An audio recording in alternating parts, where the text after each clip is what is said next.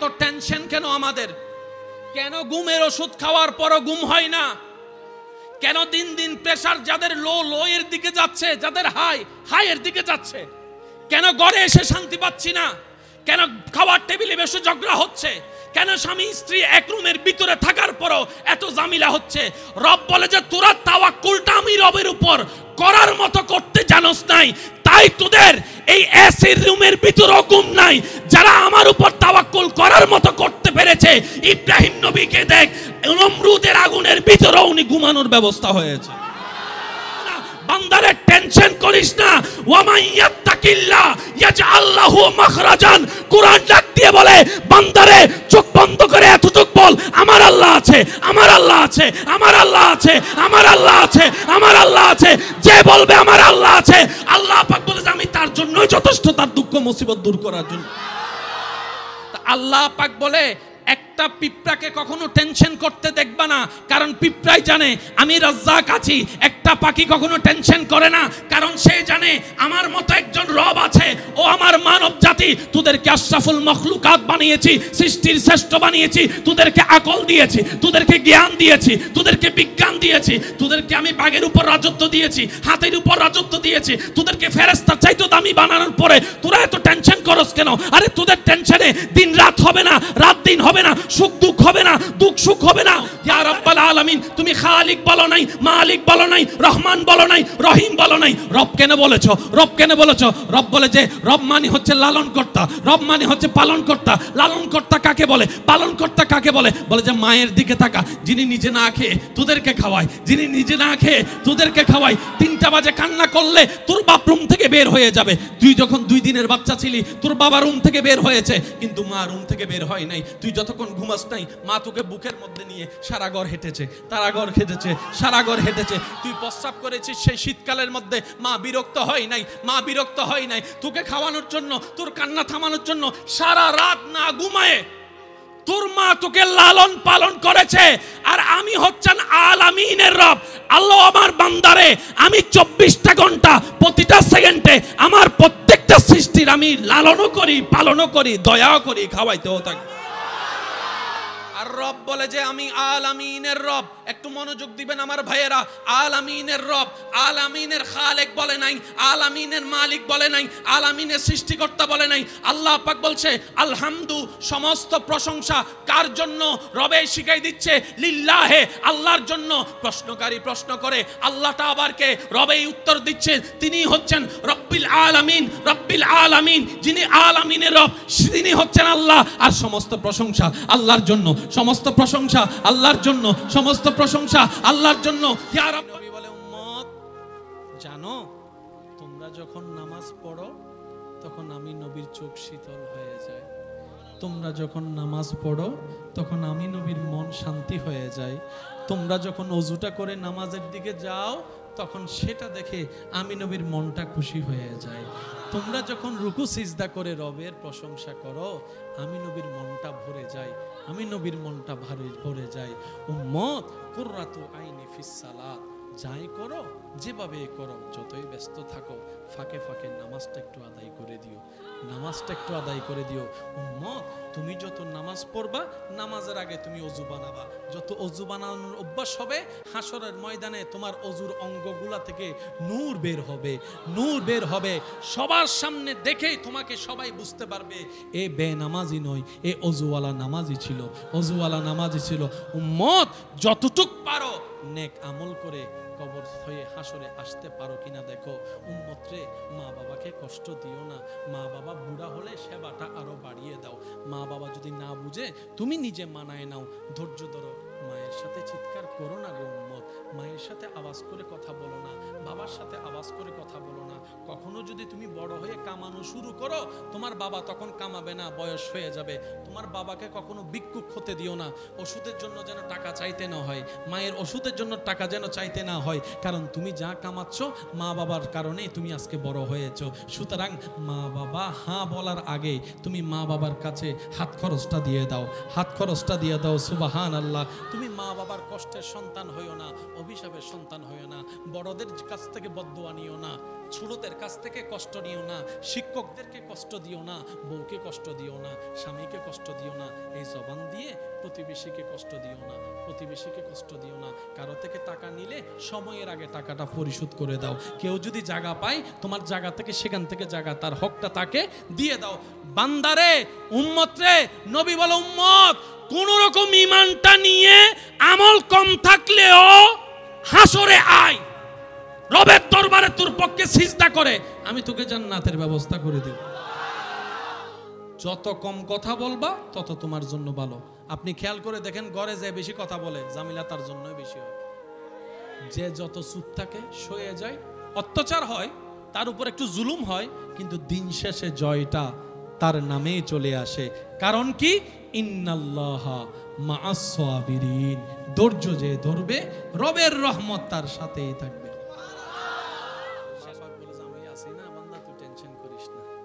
তুই টেনশন করিস না, আমি আল্লাহ আছি তো, আমি আল্লাহ আছি তো। সুবহানাল্লাহ। বান্দা তুই সারাদিন কাজ করছস, যে কিছু দূর তুই দেখছস, কিছু দূর তুই দেখছস নাই। তোর চোখের মধ্যে সামান্য একটা বালু যদি চোখে লাগে, পুরো দুনিয়াদারি কাইত হয়ে যায়, ব্যথায় ব্যথায় হয়ে যায়, চুলকাতে চুলকাতে পাগল হয়ে যায়, বেশি চুলকালে চোখ লাল হয়ে যায়। আল্লাহ পাক বলে যে এইরকম লক্ষ লক্ষ দুলা তোর চোখে আছে। আল্লাহ, এত দুলা চোখে আমি চোখ দিয়ে দেখি কেমনে, পরিষ্কার কেমনে? রব বলে যে আমি রব্বুল আলামিন আছি তো, আমি রব্বুল আলামিন আছি তো। তুই যখন ঘুমাই যাস, ঘুম থেকে উঠার পর মুখ ধুইতে যাস, ব্রাশ ট্রাশ করার পরে যখন মুখ ধোস, মুখ ধোয়ার পরে তোর হাত দিয়ে কি করস? এমনে করস, এমনে করস। ও আল্লাহ, এগুলা কি? রব বলে যে সারাদিন যত দুলা ঢুকছে আমি আল্লাহ কেতুরের মাধ্যমে সব দুলা বের করে তোর চোখকে আবার পরিষ্কার করে দিয়েছি। তিনি আমাদের রব্বুল। বুঝতে পারি নাই আমার সম্মান কত, তাই গার্লস স্কুলের সামনে আমার যুবক ভাইয়েরা নারীদের পিছনে ঘুরতেছে, নিজের আত্মসম্মান নষ্ট করতেছে, প্রেমের নামে বেহায়াপনা করতেছে। কারণ বুঝতে তো পারে নাই who I am, who I am, who I am. দীপ্তহীন কণ্ঠে বলে যেতে চাই, হাসরের নফসি নফসি স্লোগানের দিনে আল্লাহ তাআলা আপনাকে আমাকে সর্বশেষ নবীর উম্মত হওয়ার পরও শুধু নবীর উম্মত হওয়ার কারণে সবার আগে বিচার করে হাসর পার করে দিবেন, শুধু নবীর উম্মত হওয়ার কারণে। রব বলে যে আলাস্তু বিরব্বিকুম, আমি সেই দিন জিজ্ঞেস করেছিলাম আমি কি তোমাদের প্রভু নই? সেই দিন সবাই এক বাক্যে বলেছিল বালা বালা, হ্যাঁ তুমি আমাদের প্রভু। রব বলে যে আমি তো অতীত জানি, বর্তমান জানি, ভবিষ্যৎ জানি। অনেকেই দুনিয়ায় গিয়ে আমি রবকে অস্বীকার করবা, আমাকে মানতে চাইবে না, আমি যে তোমাকে সৃষ্টি করেছি সেটাও তোমার বিশ্বাস হবে না। কিন্তু বান্দারে, যতই অস্বীকার কর, তোর কলবের আওয়াজের ভিতরে তোর স্রষ্টার নাম আছে, তোর দুই হাতের ভিতরও তোর স্রষ্টার নামের অংশ আছে। তুই যতই অস্বীকার করবি, আমারে অস্বীকার করতে পারবি না। আমি তুই বান্দার নিঃশ্বাসে নিঃশ্বাসে আমি আল্লাহ আসি আসি আসি। আমরা যদি বুঝতাম আল্লাহর বান্দা কারে বলে, আমরা যদি বুঝতাম নবীর উম্মতের সম্মান কত, তাহলে গাছতলায় যাইয়া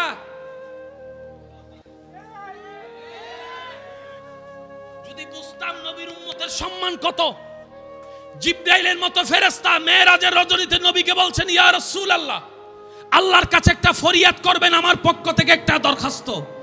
আপনার উম্মত যখন পুলসিরাত পার হয়ে জান্নাতের দিকে যাবে, আল্লাহ যেন আমাকে অনুমতি দেয় আমার সমস্ত পাখা যেন আমি ফুলসিরাতের উপর বিছাই দিতে পারি, ফুলসিরাতের উপর বিছাই দিতে পারি। ও জিবরাইল, ফুলসিরাতের উপর ডানা বিছাই দিয়ে তুমি কি করবা? ইয়া রাসূলুল্লাহ, আপনি যে উম্মতের জন্য দিনে কান্না করেছেন, দুপুরে কান্না করেছেন, মাগরিবে কান্না করেছেন, রাতে কান্না করেছেন, এবং কি দুনিয়ার থেকে আসার সময় যে উম্মতের জন্য আপনি কান্না করেছেন, মেরাজের মধ্যে গিয়েও যে উম্মতকে ভুলেন নাই, আমি তো জানি আপনি উম্মতকে কত ভালোবাসেন। আপনার উম্মতের পায়ের ধুলাগুলো আমি একটু আমার পাকার উপর নিতে চাই, আমার পাকার উপর নিতে চাই। আপনি আমি সেই দামি আল্লাহ পাক বানিয়েছেন শুধু নবীর উম্মত হওয়ার কারণে। ওই আফসোস বুঝতে পারি নাই, গাছতলায় বৈশা কথা বলেন, কথা বলেন। এই সমাজে যত জামিলা, মনে রাখবেন জামিলাটা কোরআনের কারণে নয়, নবীর কারণে নয়, হাদিসের কারণে নয়। জামিলাটা হচ্ছে আমরা বুঝার অভাবের কারণে। 2 লাইন বেশি বুঝলো জামিলা, 2 লাইন বেশি বুঝলে, 2 লাইন কম বুঝলে, আর বুঝ যদি ঠিক না থাকে জামাই বউয়ের সংসারও ঠিক না। বুঝ যদি ঠিক না থাকে থাকে ফ্রেন্ডশিপের বন্ধুত্ব টিকে না। বুঝ যদি ঠিক না থাকে কোরআনের সাথে কানেকশনও টিকে না। সেজন্য কোরআন পড়ার চাইতে বেশি দরকার কোরআন বুঝা। আমি আলামিনের পালনকর্তা, লালনকর্তা, যত্নকারী আমি আল্লাহ। সবচাইতে আমাদেরকে কে বেশি ভালোবাসে দুনিয়ায়? জোরে বলেন না মা। কে? অসুস্থ হলে যে আমাদের সবচাইতে বেশি ডিউটি করে, সেবা করে, এটার নাম কি? মা। এবার বলেন মা কি ফেরেশতা না মানুষ? মানুষ যদি মা হয় তাহলে প্রস্রাবের জন্য বাথরুমে যাওয়ার দরকার। মা যেহেতু মানুষ, শরীরটা একটু টায়ার্ড লাগবে, একটু হলো তো ঘুম, বলেন একটু হলো তো ঘুম। আপনার সবচাইতে বেশি যে যত্ন নিবে 24 ঘন্টার ভিতরে 18 ঘন্টা 19 ঘন্টা যে যত্ন নিবে ওনার নাম মা। সবচাইতে বেশি যত্ন নেয় কে? মা। বলে কে? কিন্তু মাও তো মানুষ, প্রস্রাবের জন্য যেতে হবে, মাও তো মানুষ, ঘুমের জন্য তো তন্দ্রা আসবে, মাও তো মানুষ, গোসলের জন্য তো যেতে হবে। ওই টাইমটা তো আপনার সেবা নিতে পারে না। এবার বুঝতে পেরেছেন আল্লাহ কেন ঘুমায় না? সবচাইতে ভালোবাসে মা, কিন্তু মা ঘুম আসার কারণে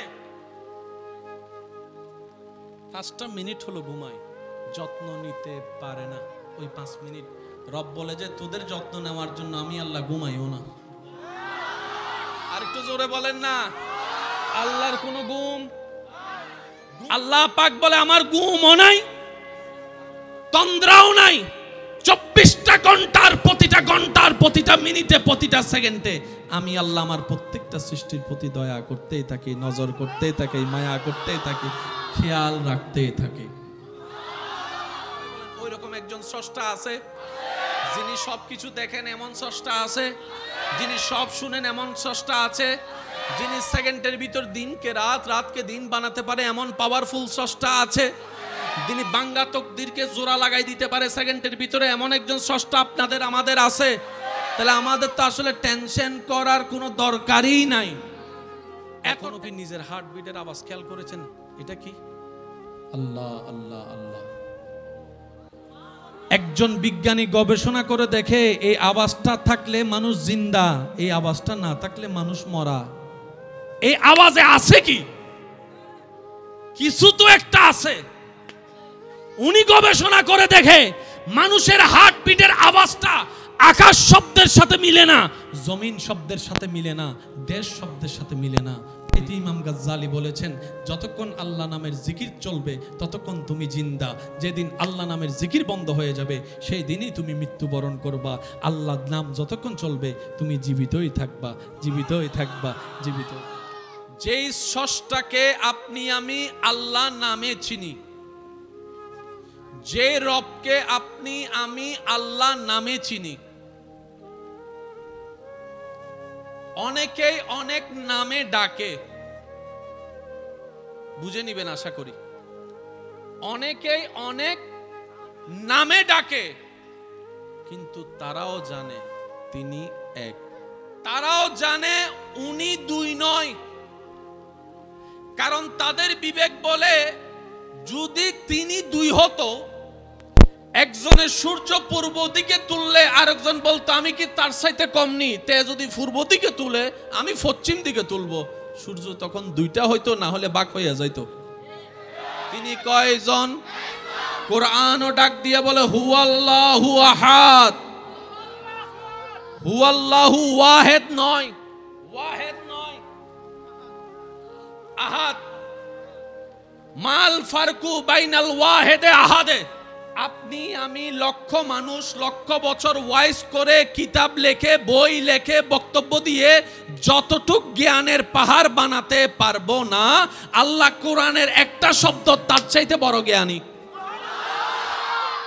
এবার সূরা ফাতিহার প্রথম লাইনটা একটু বলেন তো সবাই, আলহামদুলিল্লাহি রাব্বিল। একটু খেয়াল করবেন, আলহামদুলিল্লাহি রাব্বিল আলামিন। মাত্র 4টা শব্দ বলতে 25 থেকে বেশি 5 সেকেন্ড লাগবে, আলহামদুলিল্লাহি রাব্বিল আলামিন। কিন্তু আপনি আমি সারা বিশ্বের অতীত থেকে আজ পর্যন্ত সব সাধারণ বান্দারা যদি তাফসীর লিখতে লিখতে মওত পর্যন্ত হয়ে যায়, আলামিন শব্দের ব্যাখ্যা করা কারো পক্ষে কমপ্লিট ভাবে সম্ভব নয়। একটা আলামিন শব্দে আল্লাহ তা বুঝাই দিয়েছেন। শব্দটা কি? আলামিন। বলেন তো সবাই, মনে রাখতে হবে শব্দটা কি। এই আলামিন শব্দটা দেখেন একদম ছোট্ট একটা শব্দ, আলামিন। আল্লাহ পাক বলে যে ভিতরে ঢুকে দেখ, তুই হারায় যাবি। আপনি যখন কোন একটা জিনিস ধরেন, ধরার সাথে সাথেই আপনার ব্রেনের মধ্যে চলে যায় এটার ওজন কত, কি দিয়ে আলগাতে পারবে, তখন সেই অনুযায়ী জেনারেটর স্টার্ট হয়ে যায়, জেনারেটর স্টার্ট হয়ে যায়, জেনারেটর, সুবহানাল্লাহ জোরে বলেন না, জেনারেটর স্টার্ট হয়ে যায়। যখন দেখে আপনার এই জেনারেটর লাগবে না, তখন এই জেনারেটর দিয়ে কাজ শেষ হয়ে যায়। যখন ওজনটা একটু বেশি হয়, অটোমেটিক এটাকে সিঙ্গেল দেয়, আমার পক্ষে সম্ভব না, তুই একটু সাপোর্ট দে। এটা যখন পারে না, বলে যে তুই একটু সাপোর্ট দে। এটা যখন পারে না, এটা সাপোর্ট দেয়। এটা যখন পারে না, এটা সাপোর্ট দেয়। এটা যখন পারে না, এটা সাপোর্ট দেয়। এটা যখন পারে না, এটা সাপোর্ট দেয়। এটা সাপোর্ট দেয়, এটা সাপোর্ট দেয়, এটা সাপোর্ট দেয়, এটা সাপোর্ট দেয়। রব বলে যে বান্দারে, দুনিয়ার জেনারেটর অটোটাও চালু করতে 2টা সেকেন্ড 5টা সেকেন্ড লাগে, তোর দেহে এমন জেনারেটর ফিট করেছি, দরকার বুঝার আগেই অটোমেটিক জেনারেটর স্টার্ট হয়ে। মানুষের দরকার হয় না, ইসলামে আশেকের দরকার। কারণ ইসলাম তখনও ছিল যখন প্রকাশ্যে আজান দেওয়া যেত না, তখনও ইসলাম।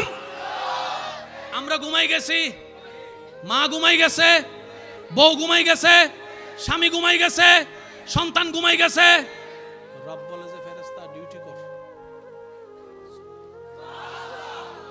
খাবার আলাদা কর, ফরমালিন আলাদা কর, খাবারের রক্ত আলাদা কর, কিছু প্রস্রাব বানাই দে, কিছু বাথরুম বানাই দে, কিছু ক্যালসিয়াম বানাই দে, কিছু রক্ত বানাই দে, অবশিষ্টগুলোকে বের করে দে। আমার বান্দা ঘুম থেকে উঠার আগেই সব কাজ শেষ করে ফেল। সকালে আবার নাস্তা খাবে, পেটটা খালি করতে হবে, পেটটা খালি করতে হবে, পেটটা খালি করতে হবে। রব্বুল আলামিন, আল্লাহর ওয়াস্তে একটু বোঝার চেষ্টা করেন। রব্বুল আলামিন, রব বলে যে আমি তো রব্বুল আলামিন, তাড়াতাড়ি কাজটা কর, তাড়াতাড়ি কাজটা কর। এবার বান্দা ঘুমের মধ্যে ডাইনে কয়ত হয়, বামে খাত হয়, খাবারগুলো এইভাবে যায় সেভাবে যায়। কিছু খাবার পাকস্থলিতে গিয়ে আপনার জমা হলো, আল্লাহ পাক বলে যে এই পানিগুলা, ফেরেশতা বলে যে আল্লাহ কোক কি করব, স্প্রাইট কি করব, পানি কি করব, টাইগার কি করব, চা কি করব, সব তো পানি জাতীয়। রব বলে যে সব কিডনির মধ্যে ট্রান্সফার কর, কিডনির মধ্যে ট্রান্সফার কর, কিডনির মধ্যে, সুবহানাল্লাহ জোরে বলে না, সবগুলো সার্কুলার করে।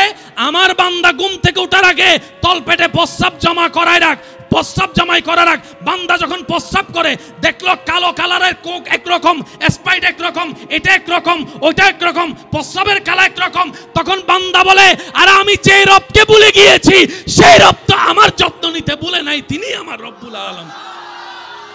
এবার আসেন, সারা শরীরে আপনার ওজন কত? 60, 64, 50, 65, 70। এবার আপনি যখন যারা দাঁড়িয়ে আছেন তাদের দিকে আপনি তাকান, ওনার পুরা দেহের 70 কেজির ওজন কোথায় গিয়ে ঠেকছে? সব পায়ে যে দাঁড়াইছে ব্যথা কয়জনে পাচ্ছে? এমন কি ফেস বল করতে দৌড়াইলে তো 70 কেজির সাপ যদি একটা পায়ে পড়ে পা তো ভেঙে যাওয়ার কথা। 70 কেজি মানুষ যদি এই গাছের উপর দাঁড়ায় কিছুক্ষণ পরে, এবার পুরা শরীরের ভার 70 কেজির ভার আল্লাহ দিয়েছেন পায়ের উপর। এই পা আর শরীরের মধ্যে মাঝখানে একটা গোড়ালি আছে। যারা ওই বিভিন্ন ওই গাড়ির মেকানিক টেকানিক বানায় তাদের এখানে যাই দেখবেন কিছু ছুরি আছে, বল ছুরি, কি নাম বলে আমি তার জানি না, ওরকম বেয়ারিং, আমার ভাই বলছে বেয়ারিং, ছোট ছোট বেয়ারিং এর মতো। এই বেয়ারিং সৃষ্টি হয়েছে পরে আল্লাহ আপনার 70 কেজি দেহের ওজন একটা পায়ের বেয়ারিং এর উপর এমন ভাবে সেট করে দিয়েছেন, আপনি হাঁটলো 70 কেজি অনুভব হয় না, আপনি দৌড়ালো 70 কেজি অনুভব, সুবহানাল্লাহ বলেন না রে ভাই, 70 কেজি অনুভব হয় না। আপনি এমনকি ফাস্ট বলার জন্য দৌড়াচ্ছেন, তেমন খবর হচ্ছে না। প্রত্যেকটা বাপ পায়ে লাগছে, ব্যথাটা লাগে না। রব বলে যে আমি রব্বুল আলামিন। আর সেই রব্বুল আলামিন আমাদেরকে বাঁচানোর জন্য যাকে দয়া করে আমাদের নবী বানিয়ে পাঠিয়েছেন, ওই রবেই ওই নবীকে বানিয়ে দিয়েছেন রাহমাতুল লিল আলামিন। ঝগড়ার কিছু, জোরে বলেন, ঝগড়ার কিছু? বানানেওয়ালা বানাইছে, বন্নেওয়ালা বনছে, আপনার আমার কি? আপনার আমার বাড়ি থেকে তো লস হয় নাই। মেনে নেওয়ার নামেই ঈমান, মেনে নেওয়ার নামেই বিশ্বাস, মেনে নেওয়ার নামেই মুসলমান। বলেন না সুবহানাল্লাহ। সেই নবী বলছেন, উম্মত, আল্লাহ আমাকে দুইটা অপশন দিয়েছেন, হে নবী আপনি চাইলে সারা পৃথিবীর রাজত্ব আমি আল্লাহ আপনাকে দান করব। নবী বলে যে আমি ওইটা নিই নাই, আমি গরিবী জিন্দেগি আপন করেছি, ক্ষুধার্ত থাকাকে পছন্দ করেছি, অভাবে থাকাটা পছন্দ করি, আমি ক্ষুধার কষ্ট সবাটাকে আপন করে নিয়েছি, আমি জড়জীর্ণ ঘরে থাকাটা পছন্দ করেছি। ইয়া রাসূলুল্লাহ আপনি তো চাইলে পৃথিবীর শ্রেষ্ঠ বাচ্চার চাইতে দামি অবস্থানে থাকতে পারতেন, এটা নেন নাই কেন? নবী বলে যে আমার উম্মতের বেশিরভাগ হবে গরিব, আমার বেশিরভাগ হবে ক্ষুধার্ত, বেশিরভাগ হবে ঘর নাই, বেশিরভাগ হবে বাড়ি নাই, বেশিরভাগ হবে তাদের খাবার থাকবে না। আমার উম্মত যখন শুনবে আমি আল্লাহর হাবিব হওয়ার পরও 2 বেলা খাই নাই, 3 বেলা খাই নাই, তারা আমার দিকে তাকিয়ে চুরি আর বাটপারি করবে না, আমি নবীর দিকে তাকাই ধৈর্য ধরবে, নীতির উপর থাকবে, ইসলামের উপর থেকে যাবে। আমার নবী গরিবী জিন্দেগি আপন করেছে। তো সবাই যদি গরিব হইয়া যায় কেমনে হবে? কিন্তু আপনি চাইলে গরিবী জিন্দেগি আপন করতে পারেন। কিভাবে? আপনার ঘর আছে, বাড়ি আছে, সব আছে, সব আছে, কিন্তু আপনার এই দিলটাকে সবসময় গরিব রাখবেন। কিরকম গরিব? আপনার দিলটা যেন গরিবদের সাথে থাকে, অসহায়দের সাথে থাকে, অভাবীদের সাথে থাকে, তাহলে আপনি সেই নিয়ামতটাও পাবেন। বলেন না সুবহানাল্লাহ? আর একটু জোরে বলেন না সুবহানাল্লাহ? এখানে ময়লা আছে না নাই? আমার যে কোনো বিজ্ঞানের ছাত্র ভাইকে জিজ্ঞেস করেন, ওনারা বলবে কিছু দুলা গাড়ির চাকার মাধ্যমে দেখা যায়, কিছু ধুলা ঝাড়ু দেওয়ার মধ্যে দেখা যায়, কিছু ধুলা আছে অনুবীক্ষণ যন্ত্র ছাড়া। এই প্যান্ডেলটা আপনারা 2 দিন রেখে দেন, এখানে কেউ হাঁটবেন না, গাড়িও চলতে দিবেন না, ওইদিকে একটা বাস দিবেন, এখানে একটা বাস দিবেন, 2 দিন পরে এসে আপনি প্যান্ডেলের মধ্যে কাপড়ের মধ্যে এমন একটা টুকা মারবেন, কারণ কিছু ধুলা আছে দেখা। অনেক সময় দেখবেন ফজর বেলা সূর্যের আলো জানলা দিয়ে যখন ঢুকে, আলোর ভিতরে কিছু, সকালবেলার সূর্য যখন আলো জানলা দিয়ে ঢুকে, ভালো করে তাকাবেন, এদিকে তাকান, ধুলা নাই, আলোর দিকে তাকালে ধুলা আছে। এরকম ধুলা আপনার আমার সব জায়গায় আছে। তো বান্দার তো প্রতি সেকেন্ডে নিঃশ্বাস নিতে হয়, নিঃশ্বাসটা আসে ফুসফুস থেকে, নিঃশ্বাসে ধুলা ঢুকলে তো ফুসফুস জাম হয়ে যাবে, মানুষ অল্পতেই মারা যাবে। এবার বুঝতে পেরেছেন আল্লাহ আপনার নাকে কেন পশম দিয়েছেন? আপনার নাকের এই জায়গাটা দেখেন, এই জায়গাটা বড় একটা স্পেস আছে, এই জায়গা প্রথমটা একটু উপরে নিয়ে যান, দেখবেন একটা হাড্ডি আছে। আপনার নাকের দুলাগুলা যেন আপনার ফুসফুসি নষ্ট করতে না পারে, আপনার রব্বুল আলামিন সেকেন্ডে সেকেন্ডে আপনার দুলাগুলাকে কন্ট্রোল করে ফুসফুস পরিষ্কার করে দিচ্ছেন। সুবহানাল্লাহ, সুবহানাল্লাহ, সুবহানাল্লাহ। আপনি যখন রাস্তায় হাঁটতেছেন, আপনার চোখ খোলা, প্রত্যেকটা পলক আপনার পড়ছে, পলক পড়ছে, কিন্তু বাতাসের মধ্যে ধুলা তো চোখে লাগে, ধুলা তো চোখে লাগে। এবার রাস্তার ধুলা, গড়ের ধুলা, ময়লার ধুলা, রাস্তার গাটের ধুলা, চাক্কার ধুলা, হেলমেটের ধুলা, রাস্তার ধুলা, মোটরসাইকেলের ধুলা, এই ধুলা সেই ধুলা, সব ধুলা যদি চোখের মধ্যে যাইয়া আটকায় যায়, এই চোখ তো দেখার সুযোগ। চোখের উপর কি আছে? এই পাপড়ি, উপর একটা, উপরের পাপড়িটা কেমন একটু খেয়াল করে দেখেন তো, নিচেরটা একটু দেখবেন, সেইনের মতো দুটোটা মিলাইলে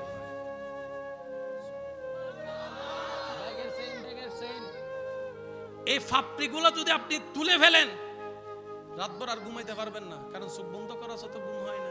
রব বলে যে তোর ঘুমানো, সারাদিন ক্লান্ত ছিলি, ঘুমের দরকার, ঘুমের জন্য চোখ বন্ধ দরকার, তুই শুধু অটোমেটিক ঘুমাই যাস, আমি আল্লাহ দয়া করব, ঘুমাই যাবে, তোর চোখটা অটোমেটিক বন্ধ হবে, তুই বুঝতেও পারবি না। এই চোখের উপরে কি এখানে আছে, এখানে আছে, এখানে আছে। ও আল্লাহ, চোখের উপর ব্রু দিলা কেন? আমি ব্রু না দিলে তোর চোখ শেষ হয়ে যেত। মানে শোন বান্দা, তুই সারাদিন কাজ করবি, তোর শরীর ঘামাবে, সারাদিন কাজ করলে ঘাম আসবে না? এই চুলের ভিতর থেকে ঘাম আসে না? একটু খেয়াল করে দেখবেন আপনার ঘামগুলা কিন্তু কখনো চোখে আসে নাই।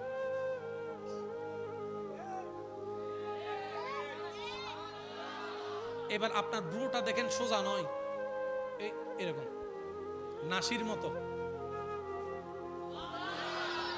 ব্রোটা কখনো সোজা হয় না। আল্লাহ কেন কয় ব্রুর মধ্যে যদি চোখের মধ্যে গাম ঢুকে যায়, গামের মধ্যে লবণাক্ত আছে, লবণ আসলে চোখ নষ্ট হয়ে যাবে, চোখ নষ্ট হয়ে যাবে, জ্বালা বেড়ে যাবে। বান্দা তোর চোখের হেফাজতের জন্য আমি ব্রুর ব্যবস্থা করেছি একদম নাসির মতো করে, আসবে ঘাম এইভাবে লেগে লেগে লেগে লেগে লেগে লেগে। তিনি আমাদের রব্বুল। আপনার দাঁতগুলো আপনি খেয়াল করে দেখলে দেখবেন সামনের দাঁত এরকম, একটু ডাইনে যান, একটা মঞ্চে দাঁত পাবেন, জিব্বা লাগান। মঞ্চে দাঁত কয়টা? যেটাতে জিব্বা লাগাইছেন ওইটা বলেন কয়টা? ঠিক এই বরাবর নিচে আরেকটা দেখেন মঞ্চে আছে, একটু সাইডে যান। প্রথমের গুলো এরকম কোদালের মতো, ডাইন সাইডেরটা একটু ডাইনে একটু বামে যাইলে দেখবেন স্ক্রুবের মতো ফেরাক ফেরাক ফেরাক। এর পাশে যান ফিরের মতো। ও আল্লাহ এতগুলা দিলা কেন? রব বলে যে তোর ভালোর জন্য দিছি। আচ্ছা সত্যি করে একটা কথা বলেন, কখনো ভাত খাওয়ার সময় এটা শাক, এটাকে আমি এই দাঁত দিয়ে খাবো, এটা গরু গোশত একটু নরম আছে, এটাকে আমি এদিকে ফালাবো, এটা একটু হাড্ডি আছে, এটাকে আমি এই দাঁত দিয়ে কামড় দিয়ে খাবো? কোনোদিন চিন্তা করছেন? খাওয়া হলো কেমনে? যদি আপনি মনোযোগ দিয়ে খাওয়া শুরু করেন, 20 মিনিটের খাওয়া আপনার 1 ঘন্টা শেষ করতে পারবেন না। আপনার খাবার অনুযায়ী অটোমেটিক জিহ্বা যখন খাবারটা লাগে, এই জিহ্বাই মাপ বুঝে আপনার খাবারটাকে সেদিকে ফেলে দেয় যেদিকে যে দাঁতের দরকার। দাঁত আর জিহ্বা হইলো বাঘে মহিষে যুদ্ধ। ভুল কইরা যদি একটা জিহ্বায় কামড় খায়, এবার বলেন জিহ্বা নাই কথা বলার কোনো সুযোগ? জোরে বলেন জিহ্বা নাই কথা বলার সুযোগ। এবার আপনি যতগুলা কথা বলেছেন এই পর্যন্ত, জিহ্বা আছে যদি দাঁত নাই তাহলে কথা হইতো কিরকম? ডান পাশের যে শেষের দাঁত এইগুলা যদি সামনে দিত, আওয়াজ কারো এত স্পষ্ট ক্লিয়ার হতো না। আমার রব্বুল আলামিন কিভাবে বুঝায়? দুনিয়াতে সাউন্ড সিস্টেম আসছে পরে, মিউজিক আসছে পরে, তাল আসছে পরে, লো আসছে পরে, গীত আসছে পরে, সারে গামা পাদা নিসা আসছে পরে। আল্লাহ সেই সিস্টেম, কথা বলা সিস্টেম, দাঁতের ডিজাইন আগে থেকেই করে দিয়েছেন। তিনি আমাদের রব্বুল। এবার জিহ্বাটাকে দেখেন, গোড়ার মধ্যে গিয়ে যত সামনে আসে, জিহ্বার চতুর্পাশে, জিহ্বার চতুর্পাশে কথা বলতে কি লাগে? দাঁতও লাগে। কথা বলতে দাঁতও লাগে। দাঁত ছাড়া জিহ্বা আছে, কথা বলতে পারবেন কিন্তু অস্পষ্ট, দাদা বুড়োদের মতো। একটু খেয়াল করলে শোনা যাবে, বোঝা যাবে। যদি দাঁত না, জিহ্বা না থাকে, দাঁত আছে? বলেন বলেন বলেন, কোনো কথা বলার সুযোগ? ও আল্লাহ, এতগুলা দাঁতের ভিতরে একটা জিহ্বা দিলা কেন? দাঁত আর জিহ্বা তো শত্রু। রব বলে যে এতগুলা দাঁতের ভিতরে যেভাবে তুমি জিহ্বাকে বাঁচাই রেখে চলার চেষ্টা করো, এই জিহ্বার কথাগুলাকেও সেভাবে মেফে মেফে বলবা যেন আমার বান্দারা মনে কষ্ট না পায়, আমার বান্দারা মনে কষ্ট না পায়। তুমি যেরকম দাঁতের ব্যথা থেকে তোমার জিহ্বাকে হেফাজত করে রাখো, তুমি যদি তোমার জিহ্বার এই কথাগুলোকে হেফাজত করে রাখো, তোমার যৌনাঙ্গকে হেফাজত করে রাখো, নবীর হাদিস মোতাবেক জান্নাত তোমার জন্য হয়ে যাবে। আমরা বেশিরভাগ মানুষ হাসরের ময়দান আটকে যাব। আপনি, আমি, আমরা সবাই, পুরুষ নারী, মনে রাখবেন আমরা বেশিরভাগ মানুষ হাসর আটকে যাব শুধু একটা কারণে, জিহ্বা যার হেফাজত তার দিন অর্ধেক পরিপূর্ণ হয়ে গেছে। সেজন্য নবীজি বলেছেন, হে আমার উম্মত, যদি জান্নাত পেতে চাও, রবের রহমত পেতে চাও, আক্কিফুল লিসান। ডান হাত কার কার আছে? হাত তোলেন। কয় আঙ্গুল? এবার হাতটাকে একটু কষ্ট করে আমি বলবো, আপনারা শুধু চোখের সামনে রাখবেন। চোখের সামনে রাখেন, রাখেন। আমি বলতেছি, মিললে হ্যাঁ বলবেন, না মিললে না বলবেন। আপনার ডান হাতে একটা দাগ আছে, সিঙ্গেল, উপর থেকে নিচে নামছে, তালুতে, দেখছেন? এর পরেরটা দেখেন এইরকম। থাকলে হ্যাঁ বলেন, না থাকলে না বলেন। প্রথমটা এমন, পরেরটা এমন, ডান হাতেরটা দেখছেন? জোরে বলেন, ডান হাতেরটা দেখছেন? আমার মা বোন যদি আবার শুনে থাকে, আপনারা একটু খেয়াল করেন, ডান হাতের প্রথমটা এমন, পরেরটা এমন। বাম হাতে দেখেন ঠিক উল্টা। ডান হাতের ঠিক উল্টা হচ্ছে বাম হাতে, দেখেন জোরে জোরে। যারা যারা মিল খুঁজে পাইছেন 2 হাত তুলে দেখান। এটা কি আমাদের নাকি সবার আছে? এবার যে কোনো মাদ্রাসার ছাত্রকে জিজ্ঞেস করেন, ভাই আরবিতে এক কিভাবে লেখে? সে বলে যে উপর থেকে টান একটা দিলেই এক হয়ে যাবে। বলে যে আমি ইংরেজিতে 8 লিখি 4-এর মতো, বাংলার 4-এর মতো, আর আমি বাংলায় 8 লিখি এইভাবে। আরবিতে কেমনে 8 লেখে একটু বল। সে বলবে আপনি নিচে থেকে একটা দাঁড় তুলবেন, উপর থেকে একটা লাগায় নামাই দিবেন, এটা হয়ে গেল 8। তাহলে আপনার ডান হাতে দেখেন 1 8 18, বাম হাতটা যদি উল্টা হয় 8 1 81, 18 81 যোগ করলে আপনার সংখ্যা দাঁড়াবে 99 99 99 99 99 99। রসল কান কোথায় মনে রাখবেন? কান কান এটা কি? কভার। এটা কি? এটা কি? শুনে কান দিয়ে। এটা কি? Cover cover. এটা কি? এটা কি? আজকে ঘরে গিয়ে কিংবা এখানেও আপনি একটু প্র্যাকটিস করতে পারেন। আপনার কানের লতিটাকে যদি আপনি একটু খেয়াল করে দেখেন, আল্লাহু নামের শেষের হা যেরকম, আপনার কানের লতিও এরকম। রব বলে যে আমার অস্বীকার করবি তো করবি কেমনে? তোর কানের মধ্যেও আমার নাম, তোর নিঃশ্বাসে নিঃশ্বাসে আমার নাম, তোর কলবের আওয়াজে হার্টের আওয়াজ আমার নাম, তোর হাতের স্ট্রাকচার আমার নাম। বান্দারে, আমাকে আমাকে অস্বীকার করার তোর উপায় নাই। আমি রব যে তোর স্রষ্টা, তোর দেহই তার প্রমাণ করে। অস্বীকার করার কোনো সুযোগ? কিন্তু আল্লাহর বড় দয়া, আল্লাহ আমাদেরকে অস্বীকারী বানায় নাই, বিশ্বাসী বানিয়েছেন। সব কাজ করি আমরা কি দিয়ে? টাকা ইনকাম যে হয় সেটার প্রধান জিনিস কি? হাত নাই ইনকাম। কাজ করতে কি লাগে? অফিসে চাকরি করতে, বাইক চালাইতে, গাড়ি চালাতে। তাহলে ইনকামটা আসে, মেইন জিনিস কি? কখনো ভাবছেন আল্লাহ আপনার হাতকে কিভাবে বানাইছে?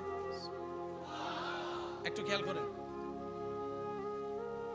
বাং হচ্ছে, বাং হচ্ছে, বাং হচ্ছে, বাং হচ্ছে, বাং হচ্ছে, বাং হচ্ছে। মাঝখানে আপনি চাইলে ভাঙতে পারবেন না, এখানে ভাঙতে পারবেন না, এই জায়গায় ভাঙতে পারবেন না। আল্লাহ এমন ভাবে ডিজাইন করেছেন, যেভাবে আপনার জন্য ডিজাইন করলে কল্যাণ হবে, আল্লাহ সেইভাবে ডিজাইন। বাহু আনা ব্যথা করবে, কোমর ব্যথা করে কেন? আল্লাহ এমন ভাবে সেটিং করেছেন। জান্নাতে যেতে গেলে সওয়াবের দরকার আছে না নাই? গুনাহ বেশি না সওয়াব বেশি? আর জাহান্নামে যখন যাবে তখন কি সওয়াব বেশি না গুনাহ বেশি? তাহলে গুনাহ বেশি মানে জাহান্নাম, সওয়াব বেশি মানে জান্নাত। এটা হচ্ছে সোজা হিসাব। আমাকে সবাই নামে চিনেন, আমার জীবন জানেন না। আমি আপনাকে চেহারায় চিনি, আপনার জীবন জানি না। কিন্তু যার যার জীবন তো শেষে জানে। এবার আমি মোকারম বাড়ি, আমার সজ্ঞানে মনে হচ্ছে আমার জীবনে সওয়াবের তুলনায় গুনাহ বেশি। কারণ আমরা মানুষ একটা ভালো কাজ করলে 10টা খারাপ কাজ করে বসে থাকি। কাউকে দান করে সওয়াব কামাইলেও সারা জীবনভর খোঁড়া দিয়ে দিয়ে সওয়াবগুলোকে শেষ করে দিই। হজে করতে যাইও যদি আমরা সওয়াব কামাইতে যাই, সেখানে ব্লগ ভিডিও আর সেলফি তুলতে তুলতে সেটাও। জোরে জোরে বলেন না রে ভাই, বাস্তব যেটা সেটা বলেন না। তাহলে হজের সওয়াব আছে রাখতে জানি নাই, মানব সেবায় সওয়াব আছে রাখতে জানি নাই। তা আমার জীবনে, আমার ধারণা মতে, আমি মোকাররম বাড়ির জীবনে সওয়াবের তুলনায় গুনাহ বেশি। সেখানে জান্নাতীকে একটু বাইর করেন তো দেখি, ভাগে ভাগে কোনো জান্নাতি আসেনি? এত ঠেলাঠেলি কিসের? নিজে জান্নাত পাবো কিনা নিজেই তো জানি না, অন্যকে জাহান্নামী বলার অধিকার আমার কেমনে হলো? জাহান্নামী বলার অধিকার তো আমার নাই, কারণ আমি জান্নাতি কিনা সেই গ্যারান্টি তো আমার। তো জান্নাত যাবেন কেমনে? পুরো অঙ্কটা যদি ঠান্ডা মাথায় মিলেন, আপনি কি পাবেন জানেন? রব বলে যে ঈমান নিয়ে কবরের পরীক্ষাটা ফাঁস করে হাসরে আয়। আমলের পরীক্ষা হবে হাসরে।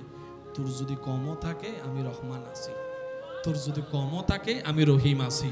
তোর যদি কমও থাকে আমি গাফফার আছি, তোর যদি কমও থাকে আমি কাদির আছি, তোর যদি কমও থাকে আমি যদি বেশি রাগও করে থাকি তুই তারপরও টেনশন করিস না। ওয়ালাউ আন্নাহুম ইযলামু আনফুসাহুম জাউকা ফাস্তাগফিরুল্লাহ ওয়াস্তাগফারা লাহুমুর রাসূল লাওয়াজাদুল্লাহা তাওয়াবার রহিমা। তোদেরকে জান্নাতে দেওয়ার জন্য আমি তোদের নবী রাহমাতুল লিল আলামিনকে রাখছি, ওনাকে বলবো সিজদায় পড়তে, ওনার দিকে তাকাই, ওনার সিজদার দিকে তাকাই, তোদেরকে আমি জাহান্নামী থেকে জান্নাতে বানাবো। আল্লাহ চায় প্রত্যেকটা বান্দা জান্নাতে যাক, এই কথা মাথায় রাখেন। আল্লাহ চায় না কোনো বান্দা জাহান্নামে যাক। এরপরও যদি আমরা জাহান্নামে যাই, কারণ নামাজ পড়লে বান্দা খুশি হয় কে? নামাজ যখন উম্মত পড়ে খুশি হয় নবী রাহমাতুল লিল। তাহলে নামাজ ছাড়া যাবে? নামাজ যেরকম নামাজের সাথে বন্ধুত্ব করতে হবে, আজকে থেকে এই কথার সাথে একটা কথা যোগ করেন, নামাজের সাথে বন্ধুত্ব যেরকম করতে হবে বাধ্যতামূলক, এই নামাজটাকে কোয়ালিটিফুল বানানো আমাদের দায়িত্ব। এই নামাজকে কোয়ালিটিফুল বানাইতে গেলে আমাদের কয়েকটা জিনিস লাগবে, একটু খেয়াল করবেন। ধৈর্য, সহ্য, নম্রতা, ভদ্রতা। ধৈর্য, সহ্য, নম্রতা, ভদ্রতা, পাই না পাই শুকরিয়া আলহামদুলিল্লাহ, সর্বদা ইস্তিগফার আর নবীর উপর দরুদ। এই 7টা কাজকে যদি বন্ধু বানাইতে পারি, এই নামাজের রং শুরু হবে, এই নামাজে আলো শুরু হবে, এই নামাজে পরিবর্তন শুরু হবে। তখন এই নামাজটা ইন্নাস সালাতা তানহা আনিল ফাহশায়ে ওয়াল মুনকার আয়াত হয়ে যাবে আপনার জীবনে। কিন্তু আপনি যখন বলবেন পৃথিবী, এই পৃথিবীর ভিতরে বাংলাদেশ আছে, ইন্ডিয়া আছে, পাকিস্তান আছে, ইউরোপ আছে, আমেরিকা আছে, আফ্রিকা আছে, দক্ষিণ আফ্রিকা আছে, নেদারল্যান্ড আছে, সুইজারল্যান্ড আছে, জোরে জোরে বলেন না ঠিক কিনা? সুইজারল্যান্ড আছে, প্রশান্ত মহাসাগর, বঙ্গোপসাগর, আরব সাগর, সব কিছু আছে পৃথিবী বললে। কিন্তু আপনি যখন বলবেন প্রথম আসমান, পৃথিবীর ভিতর প্রথম আসমান, দ্বিতীয় আসমান, তৃতীয় আসমান, চতুর্থ আসমান। এবার আপনি বসে আছেন কর্নেল হাটের এত বড় একটা জায়গার একটা কোণার মধ্যে, আপনার চাইতে কর্নেল হাট বলো, কর্নেল হাটের চাইতে চট্টগ্রাম বড়, চট্টগ্রামের তুলনায় বাংলাদেশ বড়, বাংলাদেশ তুলনায় ইন্ডিয়া বড়, ইন্ডিয়ার তুলনায় এরকম পৃথিবী বড়, পৃথিবীর চাইতেও বড় হচ্ছে এক একটা সূর্য, এক একটা গ্রহ, এক একটা নক্ষত্র। আলামিন শব্দের মানে কি? আল্লাহ তাআলা বলে আমি যা সৃষ্টি করছি তোমরা জানো, আমি যা সৃষ্টি করেছি তোমরা জানো না, আমি যা সৃষ্টি করেছি তোমরা দেখেছো, আমি যা সৃষ্টি করেছি তোমরা দেখো নাই।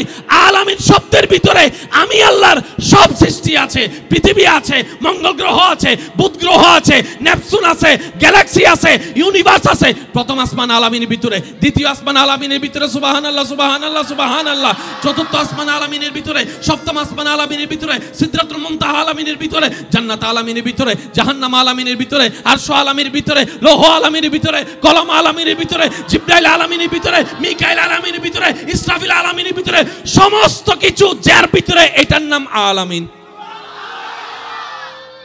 আর আমি রবকে জানো আলামিনের পালন কর্তা। আমি আল্লাহ হইলাম কে জানো? আলামিনের পালন কর্তা। আছে একজন, তিনি সব করতে পারে, ধনীকে ফকির, ফকিরকে ধনী করতে পারে, সেকেন্ডের আগে চাইলে করতে পারে।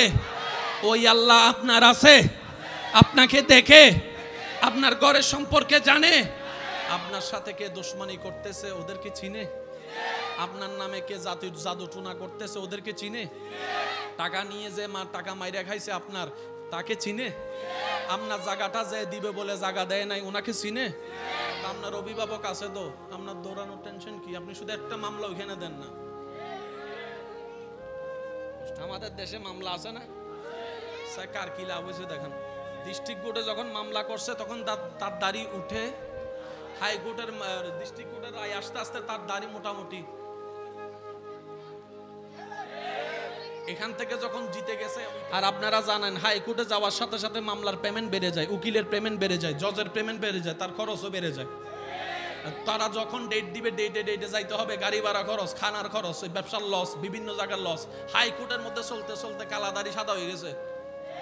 এবার যখন সেখানেও রায় আপনার পক্ষে, সুপ্রিম কোর্টের রায় আস্তে আস্তে সেদিন আপনার জানাজা কবরের দিকে যাচ্ছে, রায়ও আসছে, সুপ্রিম কোর্ট আপনার কবর। এবার বলেন লাভ কি?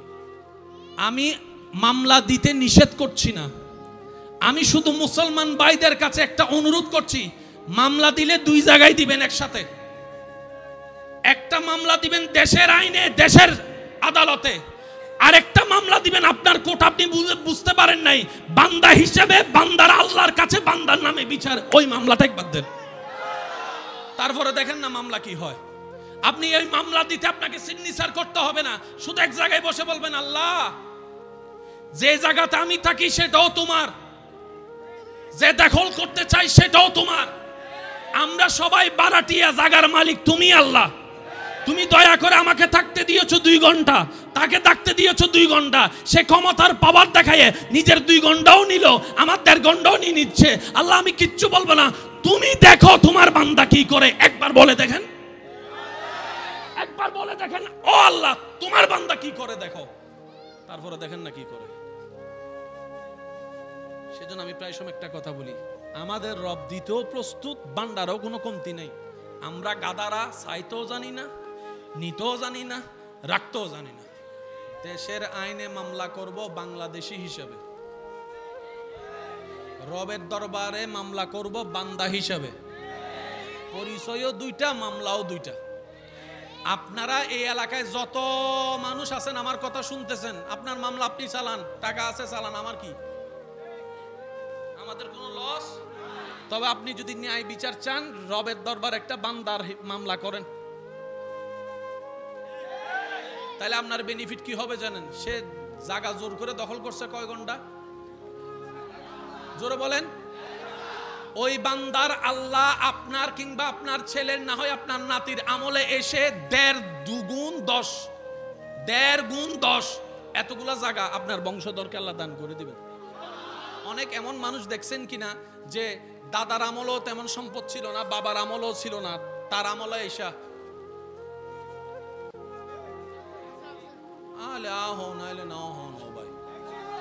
দাদারও তেমন কিছু ছিল না, বাবারও তেমন কিছু ছিল না, ছেলেরাও নাতির আমলে আইসা। আবার অনেকে আছে দাদার আমলও সম্পত্তি, বাবার আমলও সম্পত্তি, তার আমলে আইসা। যেটাকে আপনারা বলেন যে রব চাইলে ফকিরকে ধনী, ধনীকে ফকির সেকেন্ডে বানাইতে পারেন। মনে রাখবেন, আজকে যা ঘটনা ঘটছে এটা আজকের কাহিনী নয়, পিছনে কিছু ইতিহাস আছে। দাদার আমলে একজনের জায়গা দখল করে নিয়েছে, ওই দাদাটা রবের দিকে তাকাই ধৈর্য ধরেছে, ক্ষমা করে দিয়েছে। রব বলে যে তোর ধৈর্য ধরাটা আমার পছন্দ হয়েছে, তুই 2 খানি জায়গা ছাড়ছস, তোর নাতিরা আমি 10 খানির মালিক বানাই দিলাম। আর আপনারা সবাই একমত হবেন, দাদা সম্পদ কামাই নাতির জন্য, বাবা সম্পদ কামাই সন্তানের জন্য। দাদা না পাইলেও নাতি যখন পেয়েছে, দাদার মন খুশি হয়েছে, যাক 2 কানি ছাড়লাম, 10 কানি। আল্লাহ তাআলা আপনাকে, আমাকে, আমাদের সবাইকে নবী রহমাতুল্লিল আলামিনের উম্মত বানাইয়া এমন দয়া করেছেন, আমাদের পাটা জান্নাতের দরজার সামনে গিয়ে আল্লাহ রেখেছেন। আপনার আমার পাটা স্বপ্নের জায়গা জান্নাতের ঠিক দরজার সামনে গিয়ে রেখেছেন। কোন রকম রবের উপর ভরসা রেখে নবীর মোহাব্বত নিয়ে সওয়ালে আমল করে যদি একটা পা সামনে দিতে পারি, শয়তানের মুখে লাথি মেরে আবাদুল আবাদ জান্নাত আমাদের জন্য। আর আমরা কাদারা সেই জায়গা থেকে নিজেরাই আস্তে আস্তে নবী রহমাতুল্লিল আলামিনের উম্মত হয়ে যদি আমরা জান্নাত না পাই, অন্য কোন নবীর উম্মত সহজে জান্নাত পাবে বলে আমার মনে হয় না। আপনি কেমন নবীর উম্মত হওয়ার কারণে জানেন? ফেরেশতার কোনো গুনাহ, ফেরেশতার কোনো গুনাহ, আমাদের গুনাহ, ফেরেশতার কোনো ভুল, আমাদের ভুল, ফেরেশতার আমলের নেকি আর নেকি, আমাদের আমলের নেকি বলতে তেমন কিছু। কিন্তু আল্লাহ আপনাকে এমন সম্মান দান করেছেন নবীর উম্মত হওয়ার কারণে, 2টা ফেরেশতাকে আল্লাহ আপনার ডিউটিতে লাগাই রেখেছেন। ফেরেশতাকে দিয়ে আল্লাহ আপনার ডিউটি করাচ্ছে, আপনাকে দিয়ে ফেরেশতার ডিউটি করায় নাই। আপনার ডিউটি ফেরেশতা করতেছে, ফেরেশতার ডিউটি আল্লাহ আপনাকে দিয়ে করাচ্ছে না। ফেরেশতা বলে যে আল্লাহ আমার তো গুনাহ নাই, তুমি শেষ পর্যন্ত গুনাহগারের ডিউটি করাচ্ছ আমার মতো একটা নিষ্পাপ ফেরেশতারে দিয়ে। আমার সৃষ্টিটা তোর চাইতেও দামি, আশরাফুল মাখলুকাত। আল্লাহ আমাদের সবাইকে আল্লাহর বান্দার যে কত দাম, নবীর উম্মতের যে কত সম্মান, এটা বুঝে জীবন যাপন করার তৌফিক দান করুন। এত টেনশন কেন আমাদের? কেন ঘুমের ওষুধ খাওয়ার পরও ঘুম হয় না? কেন দিন দিন প্রেসার যাদের লো এর দিকে যাচ্ছে, যাদের হাই এর দিকে যাচ্ছে? কেন ঘরে এসে শান্তি পাচ্ছি না? কেন খাবার টেবিলে বসে ঝগড়া হচ্ছে? কেন স্বামী স্ত্রী এক রুমের ভিতরে থাকার পরও এত ঝামেলা হচ্ছে? রব বলে যে তোরা তাওয়াক্কুলটা আমি রবের উপর করার মতো করতে জানোস নাই, তাই তোদের এই এসি রুমের ভিতরেও ঘুম নাই। যারা আমার উপর তাওয়াক্কুল করার মতো করতে পেরেছে, ইব্রাহিম নবীকে দেখ, নমরুদের আগুনের ভিতরেও উনি ঘুমানোর ব্যবস্থা হয়েছে। বান্দারে টেনশন করিস না। ওয়ামান ইয়াত্তাকিল্লাহ ইয়াজআল লাহু মাখরাজান। কুরআন ডাক দিয়ে বলে, বান্দারে চোখ বন্ধ করে এতটুক বল, আমার আল্লাহ আছে, আমার আল্লাহ আছে, আমার আল্লাহ আছে, আমার আল্লাহ আছে, আমার আল্লাহ আছে। যে বলবে আমার আল্লাহ আছে, আল্লাহ পাক বলে যে আমি তার জন্যই যথেষ্ট, তার দুঃখ মুসিবত দূর করার জন্য। তা আল্লাহ পাক বলে একটা পিঁপড়াকে কখনো টেনশন করতে দেখবা না, কারণ পিঁপড়াই জানে আমি রাজ্জাক আছি। একটা পাখি কখনো টেনশন করে না, কারণ সে জানে আমার মতো একজন রব আছে। ও আমার মানব জাতি, তোদেরকে আশরাফুল মখলুকাত বানিয়েছি, সৃষ্টির শ্রেষ্ঠ বানিয়েছি, তোদেরকে আকল দিয়েছি, তোদেরকে জ্ঞান দিয়েছি, তোদেরকে বিজ্ঞান দিয়েছি, তোদেরকে আমি বাঘের উপর রাজত্ব দিয়েছি, হাতির উপর রাজত্ব দিয়েছি, তোদেরকে ফেরেশতার চাইতে দামি বানানোর পরে তোরা এত টেনশন করস কেন? আরে তোদের টেনশনে দিন রাত হবে না, রাত দিন হবে না, সুখ দুঃখ হবে না, দুঃখ সুখ হবে না। ইয়া রাব্বাল আলামিন, তুমি খালিক বলো নাই, মালিক বলো নাই, রহমান বলো নাই, রহিম বলো নাই। রব কেন বলেছো? রব কেন বলেছো? রব বলে যে রব মানে হচ্ছে লালন কর্তা, রব মানে হচ্ছে পালন কর্তা। লালন কর্তা কাকে বলে? পালন কর্তা কাকে বলে? বলে যে মায়ের দিকে তাকা, যিনি নিজে না খেয়ে তোদেরকে খাওয়ায়, যিনি নিজে না খেয়ে তোদেরকে খাওয়ায়। 3টা বাজে কান্না করলে তোর বাপ রুম থেকে বের হয়ে যাবে। তুই যখন 2 দিনের বাচ্চা ছিলি, তোর বাবা রুম থেকে বের হয়েছে, কিন্তু মা রুম থেকে বের হয় নাই। তুই যতক্ষণ ঘুমাস নাই, মা তোকে বুকের মধ্যে নিয়ে সারা ঘর হেঁটেছে, তারা ঘর হেঁটেছে, সারা ঘর হেঁটেছে। তুই প্রস্রাব করেছিস সেই শীতকালের মধ্যে, মা বিরক্ত হয় নাই, মা বিরক্ত হয় নাই। তোকে খাওয়ানোর জন্য, তোর কান্না থামানোর জন্য সারা রাত না ঘুমায়ে তোর মা তোকে লালন পালন করেছে। আর আমি হচ্ছেন আলামিনের রব।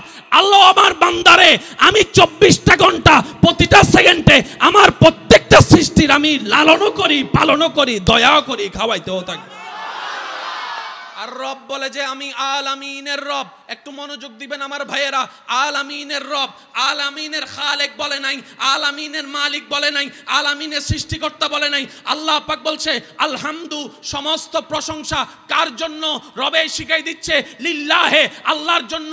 প্রশ্নকারী প্রশ্ন করে, আল্লাহটা আবার কে? রবেই উত্তর দিচ্ছে, তিনি হচ্ছেন রব্বিল আলামিন। রব্বিল আলামিন, যিনি আলামিনের রব, তিনি হচ্ছেন আল্লাহ। আর সমস্ত প্রশংসা আল্লাহর জন্য, সমস্ত প্রশংসা আল্লাহর জন্য, সমস্ত প্রশংসা আল্লাহর জন্য। ইয়া রাব্বি নবী বলে, উম্মত জানো, তোমরা যখন নামাজ পড়ো তখন আমি নবীর চোখ শীতল হয়ে যায়। তোমরা যখন নামাজ পড়ো তখন আমি নবীর মন শান্তি হয়ে যায়।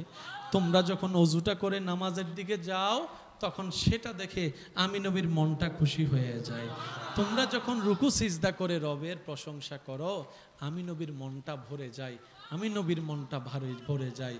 উম্মত কুররাতু আইনি ফিস সালাত, যাই করো যেভাবে করো, যতই ব্যস্ত থাকো, ফাঁকে ফাঁকে নামাজটা একটু আদায় করে দিও, নামাজটা একটু আদায় করে দিও। উম্মত তুমি যত নামাজ পড়বা, নামাজের আগে তুমি অজু বানাবা। যত অজু বানানোর অভ্যাস হবে, হাসরের ময়দানে তোমার অজুর অঙ্গগুলা থেকে নূর বের হবে, নূর বের হবে। সবার সামনে দেখেই তোমাকে সবাই বুঝতে পারবে এ বেনামাজি নয়, এ অজুওয়ালা নামাজি ছিল, অজুওয়ালা নামাজি ছিল। উম্মত যতটুক পারো নেক আমল করে কবর হয়ে হাসরে আসতে পারো কিনা দেখো। উম্মতরে মা বাবাকে কষ্ট দিও না। মা বাবা বুড়া হলে সেবাটা আরো বাড়িয়ে দাও। মা বাবা যদি না বুঝে, তুমি নিজে মানায় নাও, ধৈর্য ধরো। মায়ের সাথে চিৎকার করো না গো উম্মত, মায়ের সাথে আওয়াজ করে কথা বলো না, বাবার সাথে আওয়াজ করে কথা বলো না। কখনো যদি তুমি বড় হয়ে কামানো শুরু করো, তোমার বাবা তখন কামাবে না, বয়স হয়ে যাবে। তোমার বাবাকে কখনো ভিক্ষুক হতে দিও না। ওষুধের জন্য যেন টাকা চাইতে না হয়, মায়ের ওষুধের জন্য টাকা যেন চাইতে না হয়, কারণ তুমি যা কামাচ্ছ মা বাবার কারণেই তুমি আজকে বড় হয়েছো। সুতরাং মা বাবা হ্যাঁ বলার আগে তুমি মা বাবার কাছে হাত খরচটা দিয়ে দাও, হাত খরচটা দিয়ে দাও। সুবহানাল্লাহ। তুমি মা বাবার কষ্টের সন্তান হইও না, অভিশাপের সন্তান হইও না, বড়দের কাছ থেকে বদদুয়া নিও না। ছোটদের কাছ থেকে কষ্ট নিও না, শিক্ষকদেরকে কষ্ট দিও না, বউকে কষ্ট দিও না, স্বামীকে কষ্ট দিও না, এই জবান দিয়ে প্রতিবেশীকে কষ্ট দিও না, প্রতিবেশীকে কষ্ট দিও না। কারো থেকে টাকা নিলে সময়ের আগে টাকাটা পরিশোধ করে দাও। কেউ যদি জায়গা পায় তোমার জায়গা থেকে, সেখান থেকে জায়গা তার হকটা তাকে দিয়ে দাও। বান্দারে, উম্মত রে, নবী বলে উম্মত কোন রকম ঈমানটা নিয়ে আমল কম থাকলেও হাসরে আয়, রবের দরবারে তোর পক্ষে সিজদা করে, আমি তোকে জান্নাতের ব্যবস্থা করে দেব। যত কম কথা বলবা তত তোমার জন্য ভালো। আপনি খেয়াল করে দেখেন, ঘরে যে বেশি কথা বলে ঝামেলা তার জন্যই বেশি হয়। যে যত চুপ থাকে, সয়ে যায়, অত্যাচার হয়, তার উপর একটু জুলুম হয়, কিন্তু দিন শেষে জয়টা তার নামেই চলে আসে। কারণ কি? ইন্নাল্লাহা মাআস সাবিরিন, ধৈর্য যে ধরবে রবের রহমত তার সাথেই থাকবে। আল্লাহ পাক বলে যে আমি আছি না বান্দা, তুই টেনশন করিস না, তুই টেনশন করিস না, আমি আল্লাহ আছি তো, আমি আল্লাহ আছি তো। সুবহানাল্লাহ বলবেন। বান্দা তুই সারাদিন কাজ করছস, যে কিছু দুল তুই দেখছস, কিছু দুল তুই দেখস নাই। তোর চোখের মধ্যে সামান্য একটা বালু যদি চোখে লাগে, পুরো দুনিয়াদারি কাইত হয়ে যায়, ব্যথায় ব্যথায় হয়ে যায়, চুলকাতে চুলকাতে পাগল হয়ে যায়, বেশি চুলকালে চোখ লাল হয়ে যায়। আল্লাহ পাক বলে যে এরকম লক্ষ লক্ষ দুলা তোর চোখে আছে। আল্লাহ এত দুলা চোখে আমি চোখ দিয়ে দেখি কেমনে, পরিষ্কার কেমনে? রব বলে যে আমি রব্বুল আলামিন আছি তো, আমি রব্বুল আলামিন আছি তো। তুই যখন ঘুমাই যাস, ঘুম থেকে উঠার পর মুখ ধুইতে যাস, ব্রাশ ট্রাশ করার পরে যখন মুখ দোস, মুখ ধোয়ার পরে তোর হাত দিয়ে কি করস? এমনে করস, এমনে করস। ও আল্লাহ এগুলা কি? রব বলে যে সারাদিন যত দুলা ঢুকছে আমি আল্লাহ কেতুরের মাধ্যমে সব দুলা বের করে তোর চোখকে আবার পরিষ্কার করে দিয়েছি। তিনি আমাদের রব্বুল। বুঝতে পারি নাই আমার সম্মান কত, তাই গার্লস স্কুলের সামনে আমার যুবক ভাইয়েরা নারীদের পিছনে ঘুরতেছে, নিজের আত্মসম্মান নষ্ট করতেছে, প্রেমের নামে বেহায়াপনা করতেছে। কারণ বুঝতে তো পারে নাই who I am, who I am, who I am. দীপ্তহীন করতে বলে যেতে চাই হাসরের নফসি নফসি স্লোগানের দিনে আল্লাহ তাআলা আপনাকে আমাকে সর্বশেষ নবীর উম্মত হওয়ার পরও শুধু নবীর উম্মত হওয়ার কারণে সবার আগে বিচার করে হাসর পার করে দিবেন, শুধু নবীর উম্মত হওয়ার কারণে। রব বলে যে আলাস্তু বিরব্বিকুম, আমি সেই দিন জিজ্ঞেস করেছিলাম আমি কি তোমাদের প্রভু নই? সেই দিন সবাই এক বাক্যে বলেছিলাম বালা বালা, হ্যাঁ তুমি আমাদের প্রভু। রব বলে যে আমি তো অতীত জানি, বর্তমান জানি, ভবিষ্যৎ জানি। অনেকেই দুনিয়ায় গিয়ে আমি রবকে অস্বীকার করবা, আমাকে মানতে চাইবে না, আমি যে তোমাকে সৃষ্টি করেছি সেটাও তোমার বিশ্বাস হবে না। কিন্তু বান্দারে যতই অস্বীকার কর, তোর কলবের আওয়াজের ভিতরে তোর স্রষ্টার নাম আছে, তোর দুই হাতের ভিতরও তোর স্রষ্টার নামের অংশ আছে। তুই যতই অস্বীকার করবি আমারে অস্বীকার করতে পারবি না। আমি তুই বান্দার নিঃশ্বাসে নিঃশ্বাসে আমি আল্লাহ আসি আসি আসি। আমরা যদি বুঝতাম আল্লাহর বান্দা কারে বলে, আমরা যদি বুঝতাম নবীর উম্মতের সম্মান কত, তাহলে গাছতলায় যাইয়া যদি বুঝতাম নবীর উম্মতের সম্মান কত, জিব্রাইলের মতো ফেরেশতা মেরাজের রজনীতে নবীকে বলছেন ইয়া রাসূলুল্লাহ, আল্লাহর কাছে একটা ফরিয়াদ করবেন, আমার পক্ষ থেকে একটা দরখাস্ত। আপনার উম্মত যখন পুলসিরাত পার হয়ে জান্নাতের দিকে যাবে, আল্লাহ যেন আমাকে অনুমতি দেয় আমার সমস্ত পাকা যেন আমি ফুলসিরাতের উপর বিছাই দিতে পারি, ফুলসিরাতের উপর বিছাই দিতে পারি। ও জিব্রাইল, ফুলসিরাতের উপর ডানা বিছাই দিয়ে তুমি কি করবা?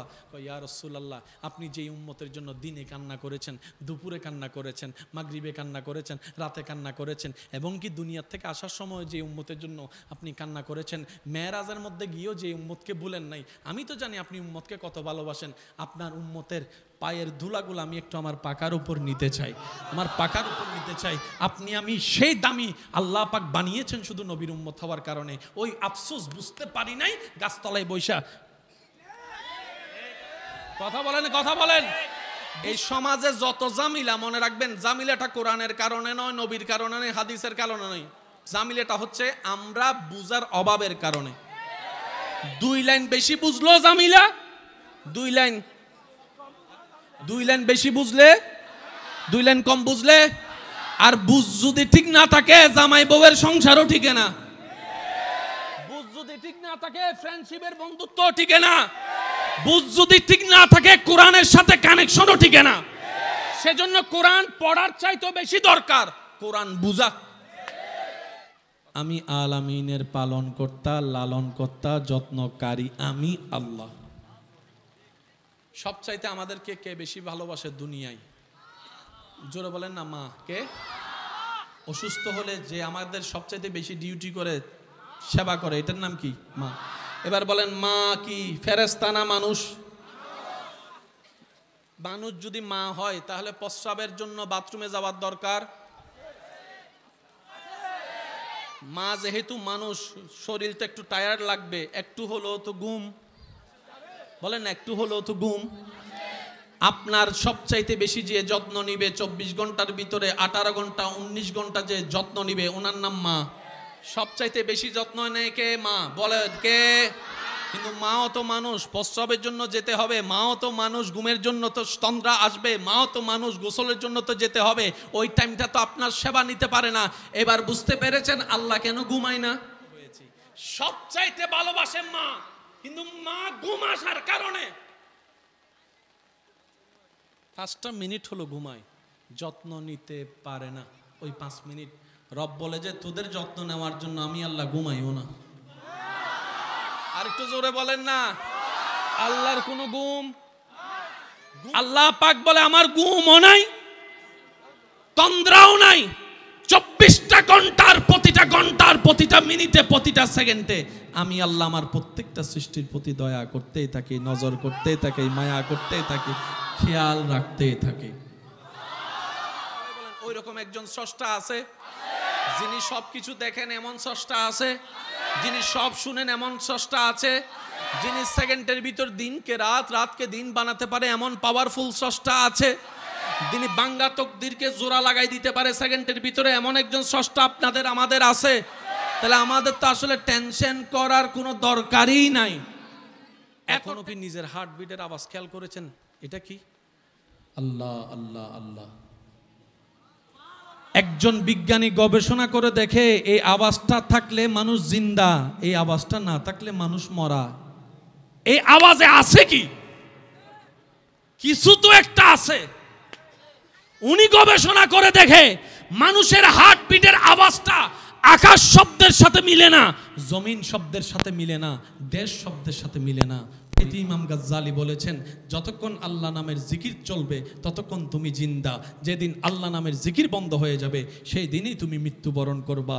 আল্লাহর নাম যতক্ষণ চলবে তুমি জীবিতই থাকবা, জীবিতই থাকবা, জীবিতই।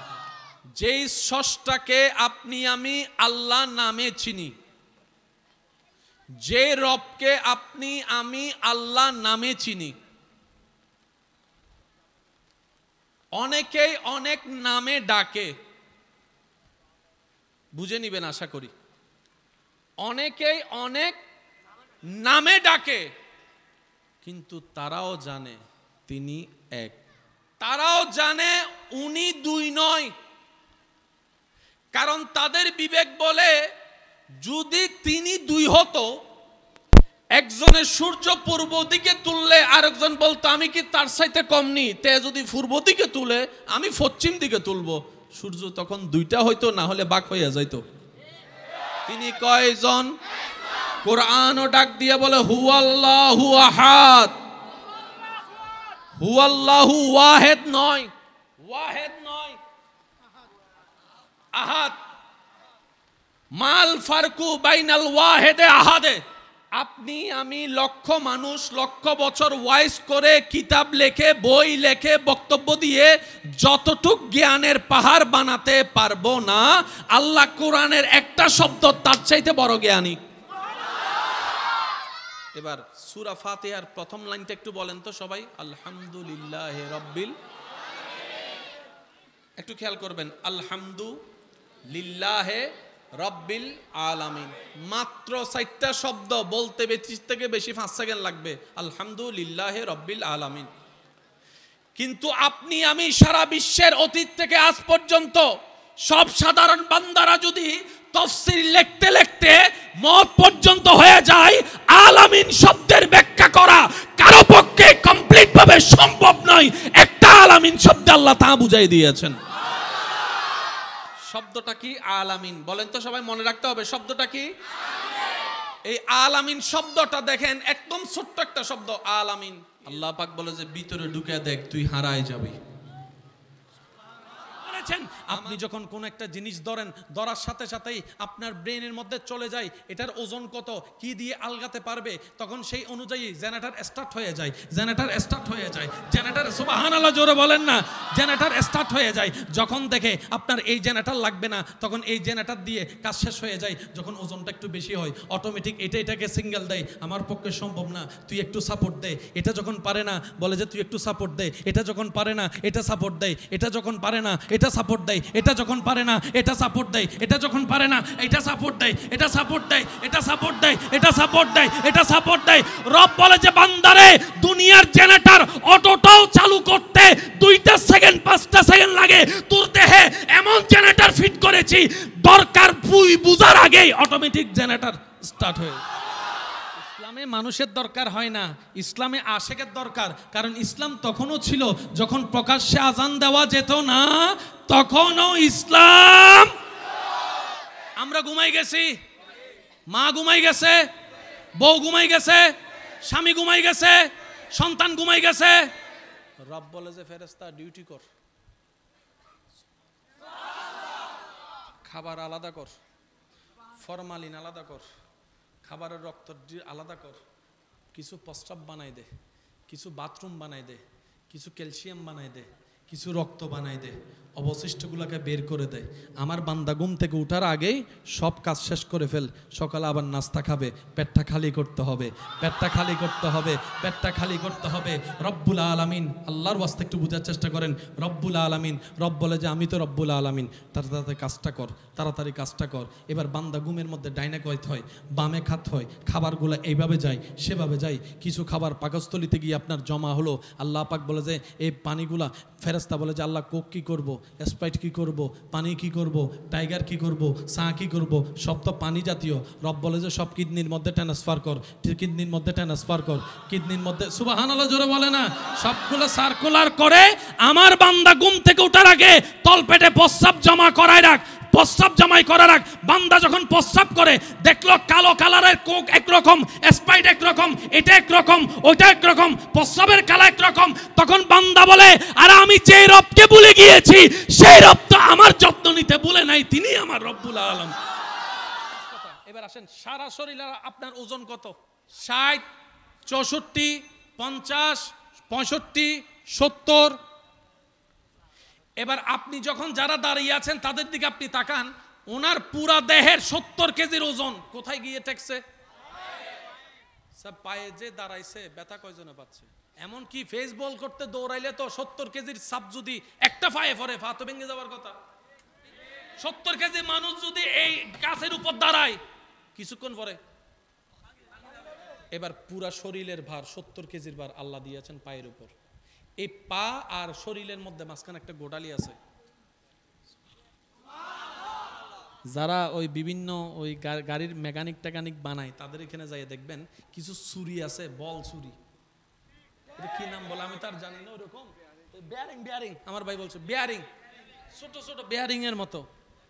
এই বেয়ারিং সৃষ্টি হয়েছে পরে আল্লাহ আপনার 70 কেজি দেহের ওজন একটা পায়ের বেয়ারিং এর উপর এমন ভাবে সেট করে দিয়েছেন, আপনি হাঁটলো 70 কেজি অনুভব হয় না, আপনি দৌড়ালো 70 কেজি অনুভব, সুবহানাল্লাহ বলেন না রে ভাই, 70 কেজি অনুভব হয় না। আপনি এমনকি ফাস্ট বলার জন্য দৌড়াচ্ছেন, তেমন খবর হচ্ছে না। প্রত্যেকটা বাপ পায়ে লাগছে, ব্যথাটা লাগে না। রব বলে যে আমি রব্বুল আলামিন। আর সেই রব্বুল আলামিন আমাদেরকে বাঁচানোর জন্য যাকে দয়া করে আমাদের নবী বানিয়ে পাঠিয়েছেন, ওই রবেই ওই নবীকে বানিয়ে দিয়েছেন রাহমাতুল লিল আলামিন। জগরার কিছু জোরে বলেন, জগরার কিছু বানানেওয়ালা বানাইছে, বন্যওয়ালা বনছে, আপনার আমার কি?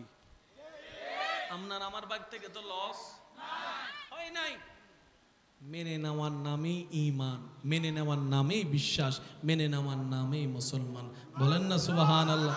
সেই নবী বলছেন, উম্মত আল্লাহ আমাকে 2টা অপশন দিয়েছেন।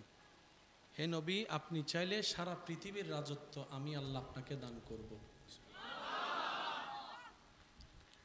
নবী বলে যে আমি ওইটা নিই নাই, আমি গরিবী জিন্দেগি আপন করেছি, ক্ষুধার্ত থাকাকে পছন্দ করেছি, অভাবে থাকাটা পছন্দ করেছি, আমি ক্ষুধার কষ্ট সওয়াটাকে আপন করে নিয়েছি, আমি জরজীর্ণ ঘরে থাকাটা পছন্দ করেছি। ইয়া রাসূলুল্লাহ, আপনি তো চাইলে পৃথিবীর শ্রেষ্ঠ বাচ্চার চাইতো দামি অবস্থানে থাকতে পারতেন, এটা নেন নাই কেন? নবী বলে যে আমার উম্মতের বেশিরভাগ হবে গরিব, আমার বেশিরভাগ হবে ক্ষুধার্ত, বেশিরভাগ হবে ঘর নাই, বেশিরভাগ হবে বাড়ি নাই, বেশিরভাগ হবে তাদের খাবার থাকবে না। আমার উম্মত যখন শুনবে আমি আল্লাহর হাবিব হওয়ার পরও 2 বেলা খাই নাই, 3 বেলা খাই নাই, তারা আমার দিকে তাকিয়ে চুরি আর বাটপারি করবে না, আমি নবীর দিকে তাকাই ধৈর্য ধরবে, নীতির উপর থাকবে, ইসলামের উপর থেকে যাবে। আমার নবী গরিবী জিন্দেগি আপন করেছে। তো সবাই যদি গরিব হয়ে যায় কেমনে হবে? কিন্তু আপনি চাইলে গরিবী জিন্দেগি আপন করতে পারেন। কিভাবে? আপনার ঘর আছে, বাড়ি আছে, সব আছে, সব আছে, কিন্তু আপনার এই দিলটাকে সবসময় গরিব রাখবেন। কিরকম গরিব? আপনার দিলটা যেন গরিবদের সাথে থাকে, অসহায়দের সাথে থাকে, অভাবীদের সাথে থাকে, তাহলে আপনি সেই নিয়ামতটাও পাবেন। বলেন না সুবহানাল্লাহ? আর একটু জোরে বলেন না সুবহানাল্লাহ? এখানে ময়লা আছে না নাই? আমার যে কোনো বিজ্ঞানের ছাত্র ভাইকে জিজ্ঞেস করেন, ওনারা বলবে কিছু দুলা গাড়ির চাকার মাধ্যমে দেখা যায়, কিছু ধুলা ঝাড়ু দেওয়ার মধ্যে দেখা যায়, কিছু ধুলা আছে অনুবীক্ষণ যন্ত্র ছাড়া। এই প্যান্ডেলটা আপনারা 2 দিন রেখে দেন, এখানে কেউ হাঁটবেন না, গাড়িও চলতে দিবেন না, ওইদিকে একটা বাস দিবেন, এখানে একটা বাস দিবেন, 2 দিন পরে এসে আপনি প্যান্ডেলের মধ্যে কাপড়ের মধ্যে এমনি একটা টুকা মারবেন, কারণ কিছু ধুলা আছে দেখা। অনেক সময় দেখবেন ফজর বেলা সূর্যের আলো জানলা দিয়ে যখন ঢুকে, আলোর ভিতরে কিছু, সকালবেলা সূর্য যখন আলো জানলা দিয়ে ঢুকে, ভালো করে তাকাবেন, এদিকে তাকান, ধুলা নাই, আলোর দিকে তাকালে ধুলা আছে। এরকম ধুলা আপনার আমার সব জায়গায় আছে। তো বান্দার তো প্রতি সেকেন্ডে নিঃশ্বাস নিতে হয়, নিঃশ্বাসটা আসে ফুসফুস থেকে, তো নিঃশ্বাসে ধুলা ঢুকলে তো ফুসফুস জাম হয়ে যাবে, মানুষ অল্পতেই মারা যাবে। এবার বুঝতে পেরেছেন আল্লাহ আপনার নাকে কেন পশম দিয়েছেন? আপনার নাকের এই জায়গাটা দেখেন, এই জায়গাটা বড় একটা স্পেস আছে, এই জায়গা প্রথমটা একটু উপরে নিয়ে যান, দেখবেন একটা হাড্ডি আছে। আপনার নাকের ধুলাগুলা যেন আপনার ফুসফুসি নষ্ট করতে না পারে, আপনার রব্বুল আলামিন সেকেন্ডে সেকেন্ডে আপনার ধুলাগুলাকে কন্ট্রোল করে ফুসফুস পরিষ্কার করে দিচ্ছেন। সুবহানাল্লাহ, সুবহানাল্লাহ, সুবহানাল্লাহ। আপনি যখন রাস্তায় হাঁটতেছেন, আপনার চোখ খোলা, প্রত্যেকটা পলক আপনার পড়ছে, পলক পড়ছে, কিন্তু বাতাসের মধ্যে ধুলা তো চোখে লাগে, ধুলা তো চোখে লাগে। এবার রাস্তার ধুলা, গড়ের ধুলা, ময়লার ধুলা, রাস্তার গাটের ধুলা, চাক্কার ধুলা, হেলমেটের ধুলা, রাস্তার ধুলা, মোটরসাইকেলের ধুলা, এই ধুলা সেই ধুলা, সব ধুলা যদি চোখের মধ্যে যাই আটকায় যায়, এই চোখ তো দেখার সুযোগ। চোখের উপর কি আছে? এই পাপড়ি, উপরে একটা, উপরের পাপড়িটা কেমন একটু খেয়াল করে দেখেন তো, নিচেরটা একটু দেখবেন, সেইনের মতো দুটোটা মিলাইলে হয়।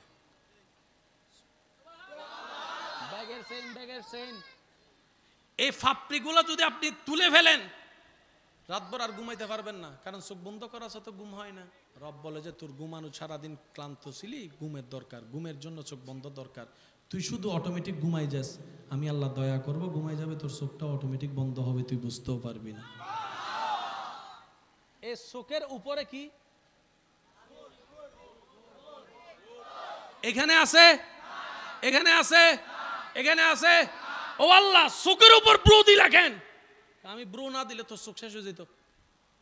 মানে শোন বান্দা, তুই সারাদিন কাজ করবি, তোর শরীর ঘামাবে, সারাদিন কাজ করলে ঘাম আসবে না? এই চুলের ভিতর থেকে ঘাম আসে না? একটু খেয়াল করে দেখবেন আপনার ঘামগুলা কিন্তু কখনো চোখে আসে নাই।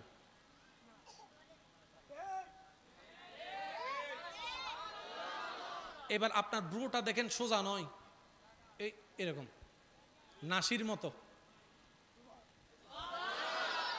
ব্রোটা কখনো সোজা হয় না, এরকম আল্লাহ কেন কয় ব্রুর মধ্যে যদি চোখের মধ্যে গাম ঢুকে যায়, গামের মধ্যে লবণাক্ত আছে, লবণ আসলে চোখ নষ্ট হয়ে যাবে, চোখ নষ্ট হয়ে যাবে, জ্বালা বেড়ে যাবে। বান্দা তোর চোখের হেফাজতের জন্য আমি ব্রুর ব্যবস্থা করেছি, একদম নাসির মতো করে আসবে ঘাম এইভাবে লেগে লেগে লেগে লেগে লেগে লেগে চলে।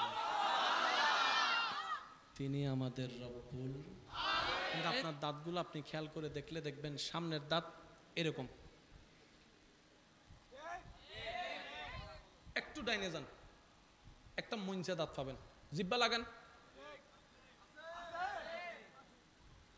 মঞ্চে দাঁত কয়টা? যেটাতে জিব্বা লাগাইছেন ওইটা বলেন কয়টা? ঠিক এই বরাবর নিচে আরেকটা দেখেন মঞ্চে আছে, একটু সাইডে যান। প্রথমের গুলো এরকম খোদালোর মতো, ডাইন সাইডেরটা একটু ডাইনে একটু বামে যাইলে দেখবেন স্ক্রুবের মতো ফেরাক ফেরাক ফেরাক। এর পাশে যান ফিরের মতো। ও আল্লাহ এতগুলা দিলা কেন? রব বলে যে তোর ভালোর জন্য দিছি।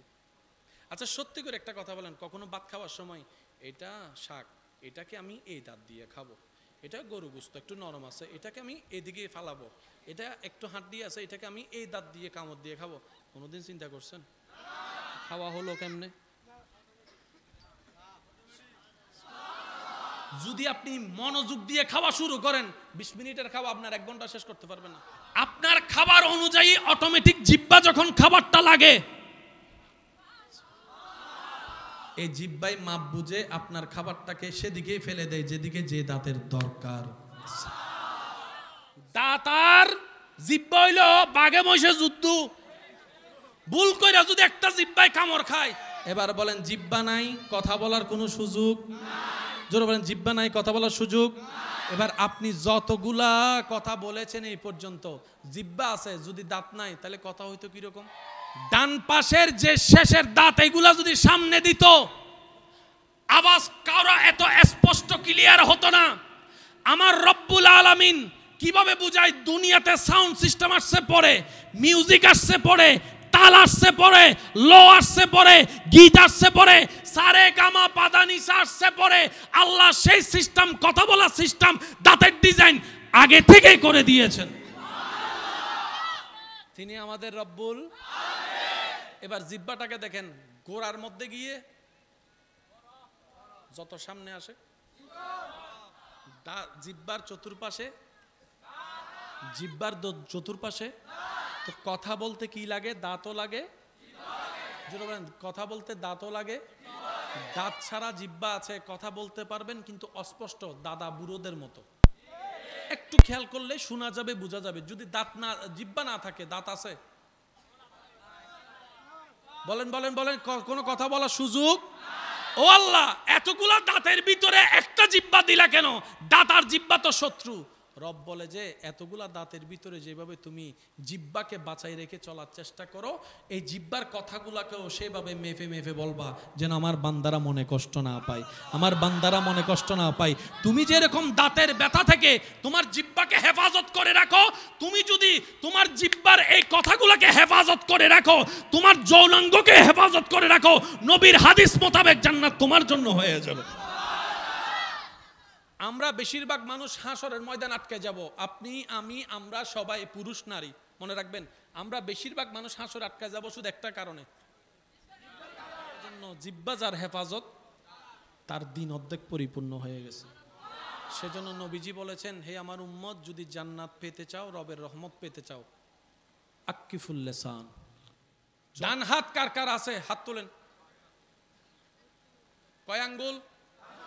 এবার হাতটাকে একটু কষ্ট করে আমি বলবো, আপনারা শুধু চোখের সামনে রাখবেন। চোখের সামনে রাখেন, রাখেন। আমি বলতেছি, মিললে হ্যাঁ বলবেন, না মিললে না বলবেন। আপনার ডান হাতে একটা দাগ আছে, সিঙ্গেল, উপর থেকে নিচে নামছে তালুতে, দেখছেন? এর পরেরটা দেখেন এইরকম। থাকলে হ্যাঁ বলেন, না থাকলে না বলেন। প্রথমটা এমন, পরেরটা এমন। ডান হাতেরটা দেখছেন? জোরে বলেন, ডান হাতেরটা দেখছেন? আমার মা বোন যদি আবার শুনে থাকে, আপনারা একটু খেয়াল করেন, ডান হাতের প্রথমটা এমন, পরেরটা এমন। বাম হাতে দেখেন ঠিক উল্টা, ডান হাতের ঠিক উল্টা হচ্ছে বাম হাতে, দেখেন জোরে জোরে। যারা যারা মিল খুঁজে পাইছেন 2 হাত তুলে দেখান। এটা কি আমাদের নাকি সবার আছে? এবার যে কোনো মাদ্রাসার ছাত্রকে জিজ্ঞেস করেন, ভাই আরবিতে এক কিভাবে লেখে? সে বলে যে উপর থেকে টান একটা দিলেই এক হয়ে যাবে। বলে যে আমি ইংরেজিতে 8 লেখি 4-এর মতো, বাংলার 4-এর মতো, আর আমি বাংলায় 8 লেখি এইভাবে। আরবিতে কেমনে 8 লেখে একটু বল। সে বলবে আপনি নিচে থেকে একটা দাঁড় তুলবেন, উপর থেকে একটা লাগাই নামাই দিবেন, এটা হয়ে গেল 8। তাহলে আপনার ডান হাতে দেখেন 1 8 18, বাম হাতটা যদি উল্টা হয় 8 1 81, 18 81 যোগ করলে আপনার সংখ্যা দাঁড়াবে 99 99 99 99 99 99। আসল কান কোথায় মনে রাখবেন? কান, কান। এটা কি? কভার। এটা কি? এটা কি? শুনে কান দিয়ে। এটা কি? Cover cover. এটা কি?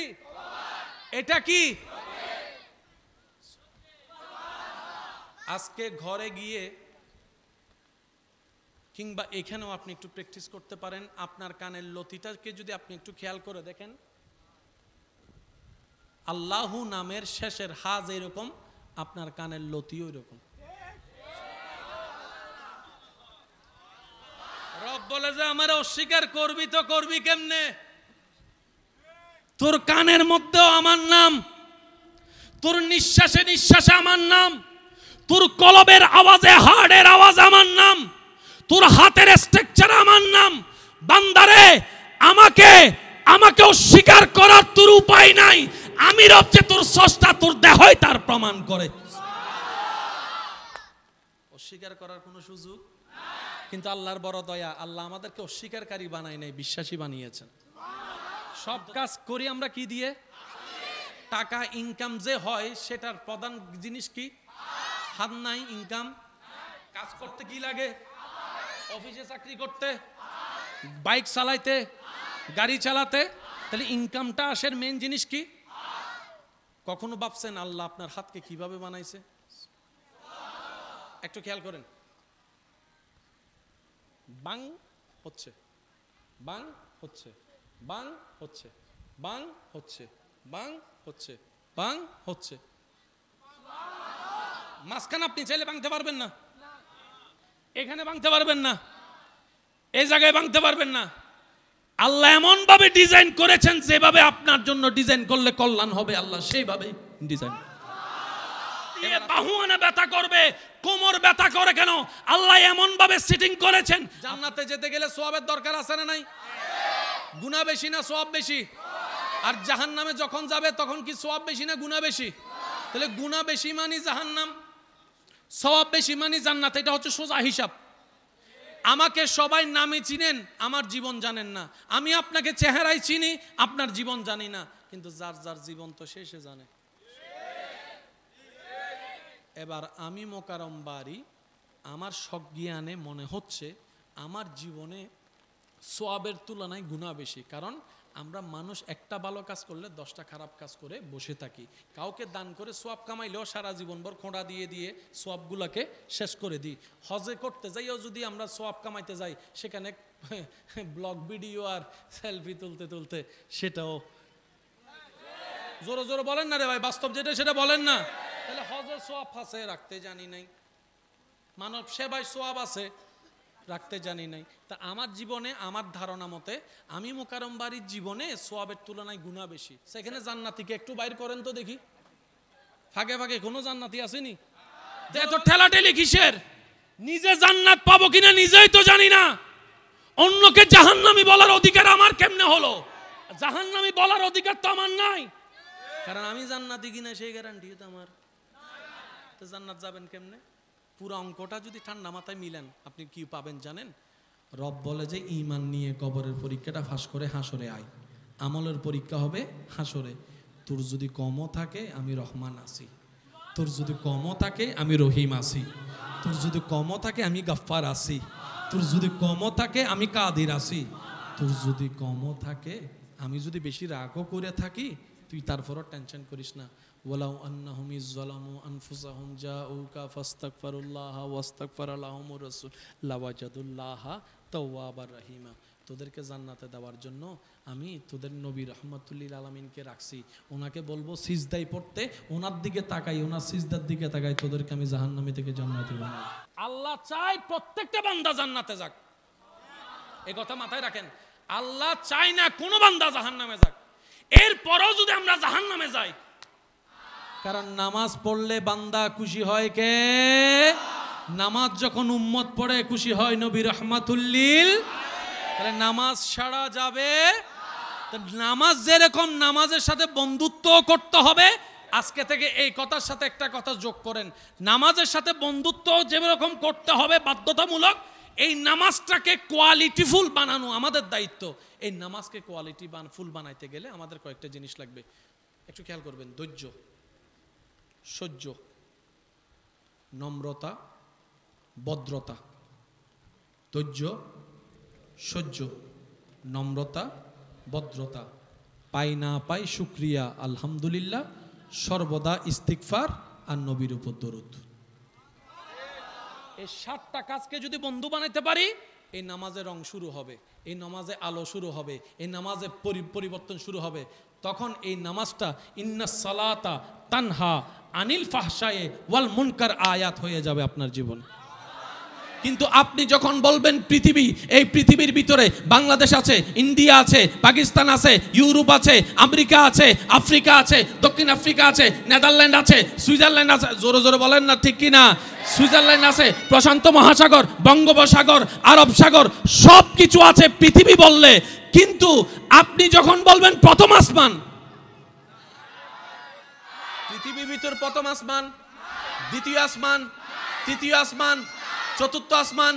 এবার আপনি বসে আছেন কর্নেলহাটের এত বড় একটা জায়গার একটা কোণার মধ্যে, আপনার চাইতে কর্নেলহাট বলো, কর্নেলহাটের চাইতে চট্টগ্রাম বড়, চট্টগ্রামের তুলনায় বাংলাদেশ বড়, বাংলাদেশ তুলনায় ইন্ডিয়া বড়, ইন্ডিয়ার তুলনায় এরকম পৃথিবী বড়, পৃথিবীর চাইতেও বড় হচ্ছে এক একটা সূর্য, এক একটা গ্রহ, এক একটা নক্ষত্র। আলামিন শব্দের মানে কি? আল্লাহ তাআলা বলে আমি যা সৃষ্টি করছি তোমরা জানো, আমি যা সৃষ্টি করেছি তোমরা জানো না, আমি যা সৃষ্টি করেছি তোমরা দেখেছো, আমি যা সৃষ্টি করেছি তোমরা দেখো নাই। আলামিন শব্দের ভিতরে আমি আল্লাহর সব সৃষ্টি আছে, পৃথিবী আছে, মঙ্গল গ্রহ আছে, বুধ গ্রহ আছে, নেপচুন আছে, গ্যালাক্সি আছে, ইউনিভার্স আছে। প্রথম আসমান আলামিনের ভিতরে, দ্বিতীয় আসমান আলামিনের ভিতরে, সুবহানাল্লাহ সুবহানাল্লাহ সুবহানাল্লাহ। চতুর্থ আসমান আলামিনের ভিতরে, সপ্তম আসমান আলামিনের ভিতরে, সিদরাতুল মুনতাহা আলামিনের ভিতরে, জান্নাত আলামিনের ভিতরে, জাহান্নাম আলামিনের ভিতরে, আরশ আলামিনের ভিতরে, লৌহ আলামিনের ভিতরে, কলম আলামিনের ভিতরে, জিবরাইল আলামিনের ভিতরে, মিকাইল আলামিনের ভিতরে, ইসরাফিল আলামিনের ভিতরে, সমস্ত কিছু যার ভিতরে, এটার নাম আলামিন। আর আমি রবকে জানো, আলামিনের পালনকর্তা। আমি আল্লাহ হইলাম কে জানো? আলামিনের পালনকর্তা। আছে একজন, তিনি সব করতে পারে। ধনীকে ফকির, ফকিরকে ধনী করতে পারে, সেকেন্ডের আগে চাইলে করতে পারে। ওই আল্লাহ আপনার আছে, আপনাকে দেখে, আপনার ঘরের সম্পর্কে জানে, আপনার সাথে কে দুশমনি করতেছে ওদেরকে চিনে, আপনার নামে কে জাদু টুনা করতেছে ওদেরকে চিনে, টাকা নিয়ে যে টাকা মাইরা খাইছে আপনার, তাকে চিনে, আপনার জায়গাটা যে দিবে বলে জায়গা দেয় নাই ওনাকে চিনে। আপনার অভিভাবক আছে তো, আপনার দৌড়ানোর টেনশন কি? আপনি শুধু একটা মামলা ওইখানে দেন না। আমাদের দেশে মামলা আছে না? কার কি লাভ হয়েছে দেখেন। ডিস্ট্রিক্ট কোর্টে যখন মামলা করছে তখন তার দাড়ি উঠে, হাইকোর্টের ডিস্ট্রিক্ট কোর্টের রায় আস্তে আস্তে তার দাড়ি মোটামুটি, এখান থেকে যখন জিতে গেছে। আর আপনারা জানেন হাইকোর্টে যাওয়ার সাথে সাথে মামলার পেমেন্ট বেড়ে যায়, উকিলের পেমেন্ট বেড়ে যায়, জজের পেমেন্ট বেড়ে যায়, তার খরচও বেড়ে যায়। তারা যখন ডেট দিবে ডেটে যাইতে হবে, গাড়ি ভাড়া খরচ, খানার খরচ, ব্যবসার লস, বিভিন্ন জায়গার লস। হাইকোর্টের মধ্যে চলতে চলতে কালাদারি সাদা হয়ে গেছে। এবার যখন সেখানেও রায় আপনার পক্ষে, সুপ্রিম কোর্টের রায় আস্তে আস্তে সেই দিন আপনার জানাজা কবরের দিকে যাচ্ছে, রায়ও আসছে সুপ্রিম কোর্ট, আপনি কবর। এবার বলেন লাভ কি? আমি মামলা দিতে নিষেধ করছি না, আমি শুধু মুসলমান ভাইদের কাছে একটা অনুরোধ করছি, মামলা দিলে দুই জায়গায় দিবেন একসাথে। একটা মামলা দিবেন দেশের আইনে, দেশের আদালতে, আরেকটা মামলা দিবেন আপনার কোর্ট, আপনি বুঝতে পারেন নাই, বান্দা হিসেবে বান্দার আল্লাহর কাছে বান্দার নামে বিচার, ওই মামলাটা একবার দেন। তারপরে দেখেন না মামলা কি হয়। আপনি এই মামলা দিতে আপনাকে সিগনেচার করতে হবে না, শুধু এক জায়গায় বসে বলবেন, আল্লাহ যে জায়গাতে আমি থাকি সেটাও তোমার, যে দখল করতে চাই সেটাও তোমার, আমরা সবাই বারাটিয়া, জায়গার মালিক তুমি আল্লাহ। তুমি দয়া করে আমাকে থাকতে দিয়েছো 2 ঘন্টা, তাকে থাকতে দিয়েছো 2 ঘন্টা, সে ক্ষমতার পাওয়ার দেখায় নিজের 2 ঘন্টাও নিল, আমার 1.5 ঘন্টাও নিয়ে নিচ্ছে। আল্লাহ আমি কিচ্ছু বলবো না, তুমি দেখো তোমার বান্দা কি করে, একবার বলে দেখেন, একবার বলে দেখেন, ও আল্লাহ তোমার বান্দা কি করে দেখো, তারপরে দেখেন না কি করে। সেজন্য আমি প্রায় সময় একটা কথা বলি, আমাদের রব দিতেও প্রস্তুত, বান্দারও কোনো কমতি নেই। আমরা গাদারা চাইতেও জানি না, নিতেও জানি না, রাখতেও জানি না। দেশের আইনে মামলা করব বাংলাদেশি হিসেবে, রবের দরবারে মামলা করব বান্দা হিসেবে। পরিচয়ও 2টা, মামলাও 2টা। আপনারা এই এলাকায় যত মানুষ আছেন আমার কথা শুনতেছেন, আপনার মামলা আপনি চালান, টাকা আছে চালান, আমার কি, আমাদের কোনো লস। তবে আপনি যদি ন্যায় বিচার চান, রবের দরবার একটা বান্দার মামলা করেন, তাহলে আপনার বেনিফিট কি হবে জানেন? সে জায়গা জোর করে দখল করছে কয় ঘন্টা, জোরে বলেন। ওই বান্দার আল্লাহ আপনার কিংবা আপনার ছেলের, না হয় আপনার নাতির আমলে এসে 1.5 গুণ 10 এতগুলা জায়গা আপনার বংশধরকে আল্লাহ দান করে দিবেন। অনেক এমন মানুষ দেখছেন কিনা যে দাদার আমলেও তেমন সম্পদ ছিল না, বাবার আমলেও ছিল না, তার আমলে এসা আলে আহ নাইলে না হন ও ভাই, দাদারও তেমন কিছু ছিল না, বাবারও তেমন কিছু ছিল না, ছেলেরাও নাতির আমলে আইসা। আবার অনেকে আছে দাদার আমলও সম্পত্তি, বাবার আমলও সম্পত্তি, তার আমলে আইসা। যেটাকে আপনারা বলেন যে রব চাইলে ফকিরকে ধনী, ধনীকে ফকির সেকেন্ডে বানাইতে পারেন। মনে রাখবেন, আজকে যা ঘটনা ঘটছে এটা আজকের কাহিনী নয়, পিছনে কিছু ইতিহাস আছে। দাদার আমলে একজনের জায়গা দখল করে নিয়েছে, ওই দাদাটা রবের দিকে তাকাই ধৈর্য ধরেছে, ক্ষমা করে দিয়েছে। রব বলে যে তোর ধৈর্য ধরাটা আমার পছন্দ হয়েছে, তুই 2 কানি জায়গা ছাড়ছস, তোর নাতিরা আমি 10 কানির মালিক বানাই দিলাম। আর আপনারা সবাই একমত হবেন, দাদা সম্পদ কামাই নাতির জন্য, বাবা সম্পদ কামাই সন্তানের জন্য। দাদা না পাইলেও নাতি যখন পেয়েছে, দাদার মন খুশি হয়েছে, যাক 2 কানি ছাড়লাম, 10 কানি। আল্লাহ তাআলা আপনাকে, আমাকে, আমাদের সবাইকে নবী রহমাতুল্লিল আলামিনের উম্মত বানাইয়া এমন দয়া করেছেন, আমাদের পাটা জান্নাতের দরজার সামনে গিয়ে আল্লাহ রেখেছেন। আপনার আমার পাটা স্বপ্নের জায়গা জান্নাতের ঠিক দরজার সামনে গিয়ে রেখেছেন। কোন রকম রবের উপর ভরসা রেখে নবীর মহাব্বত নিয়ে সওয়ালে আমল করে যদি একটা পা সামনে দিতে পারি, শয়তানের মুখে লাথি মেরে আবাদুল আবাদ জান্নাত আমাদের জন্য। আর আমরা কাদারা সেই জায়গা থেকে নিজেরাই আস্তে আস্তে নবী রহমাতুল্লিল আলামিনের উম্মত হয়ে যদি আমরা জান্নাত না পাই, অন্য কোন নবীর উম্মত সহজে জান্নাত পাবে বলে আমার মনে হয় না, আমার মনে হয় না। আপনি কেমন নবীর উম্মত হওয়ার কারণে জানেন? ফেরেশতার কোনো গুনাহ, ফেরেশতার কোনো গুনাহ, আমাদের গুনাহ, ফেরেশতার কোনো ভুল, আমাদের ভুল, ফেরেশতার আমলে নেকি আর নেকি, আমাদের আমলে নেকি বলতে তেমন কিছু। কিন্তু আল্লাহ আপনাকে এমন সম্মান দান করেছেন নবীর উম্মত হওয়ার কারণে, 2টা ফেরেশতাকে আল্লাহ আপনার ডিউটিতে লাগাই রেখেছেন। ফেরেশতাকে দিয়ে আল্লাহ আপনার ডিউটি করাচ্ছে, আপনাকে দিয়ে ফেরেশতার ডিউটি করায় নাই। আপনার ডিউটি ফেরেশতা করতেছে, ফেরেশতার ডিউটি আল্লাহ আপনাকে দিয়ে করাচ্ছে না। ফেরেশতা বলে যে আল্লাহ আমার তো গুনাহ নাই, তুমি শেষ পর্যন্ত গুনাহগারের ডিউটি করাচ্ছ আমার মতো একটা নিষ্পাপ ফেরেশতারে দিয়ে। আমার সৃষ্টিটা তোর চাইতেও দামি, আশরাফুল মাখলুকাত। আল্লাহ আমাদের সবাইকে আল্লাহর বান্দার যে কত দাম, নবীর উম্মতের যে কত সম্মান, এটা বুঝে জীবন যাপন করার তৌফিক দান করুন।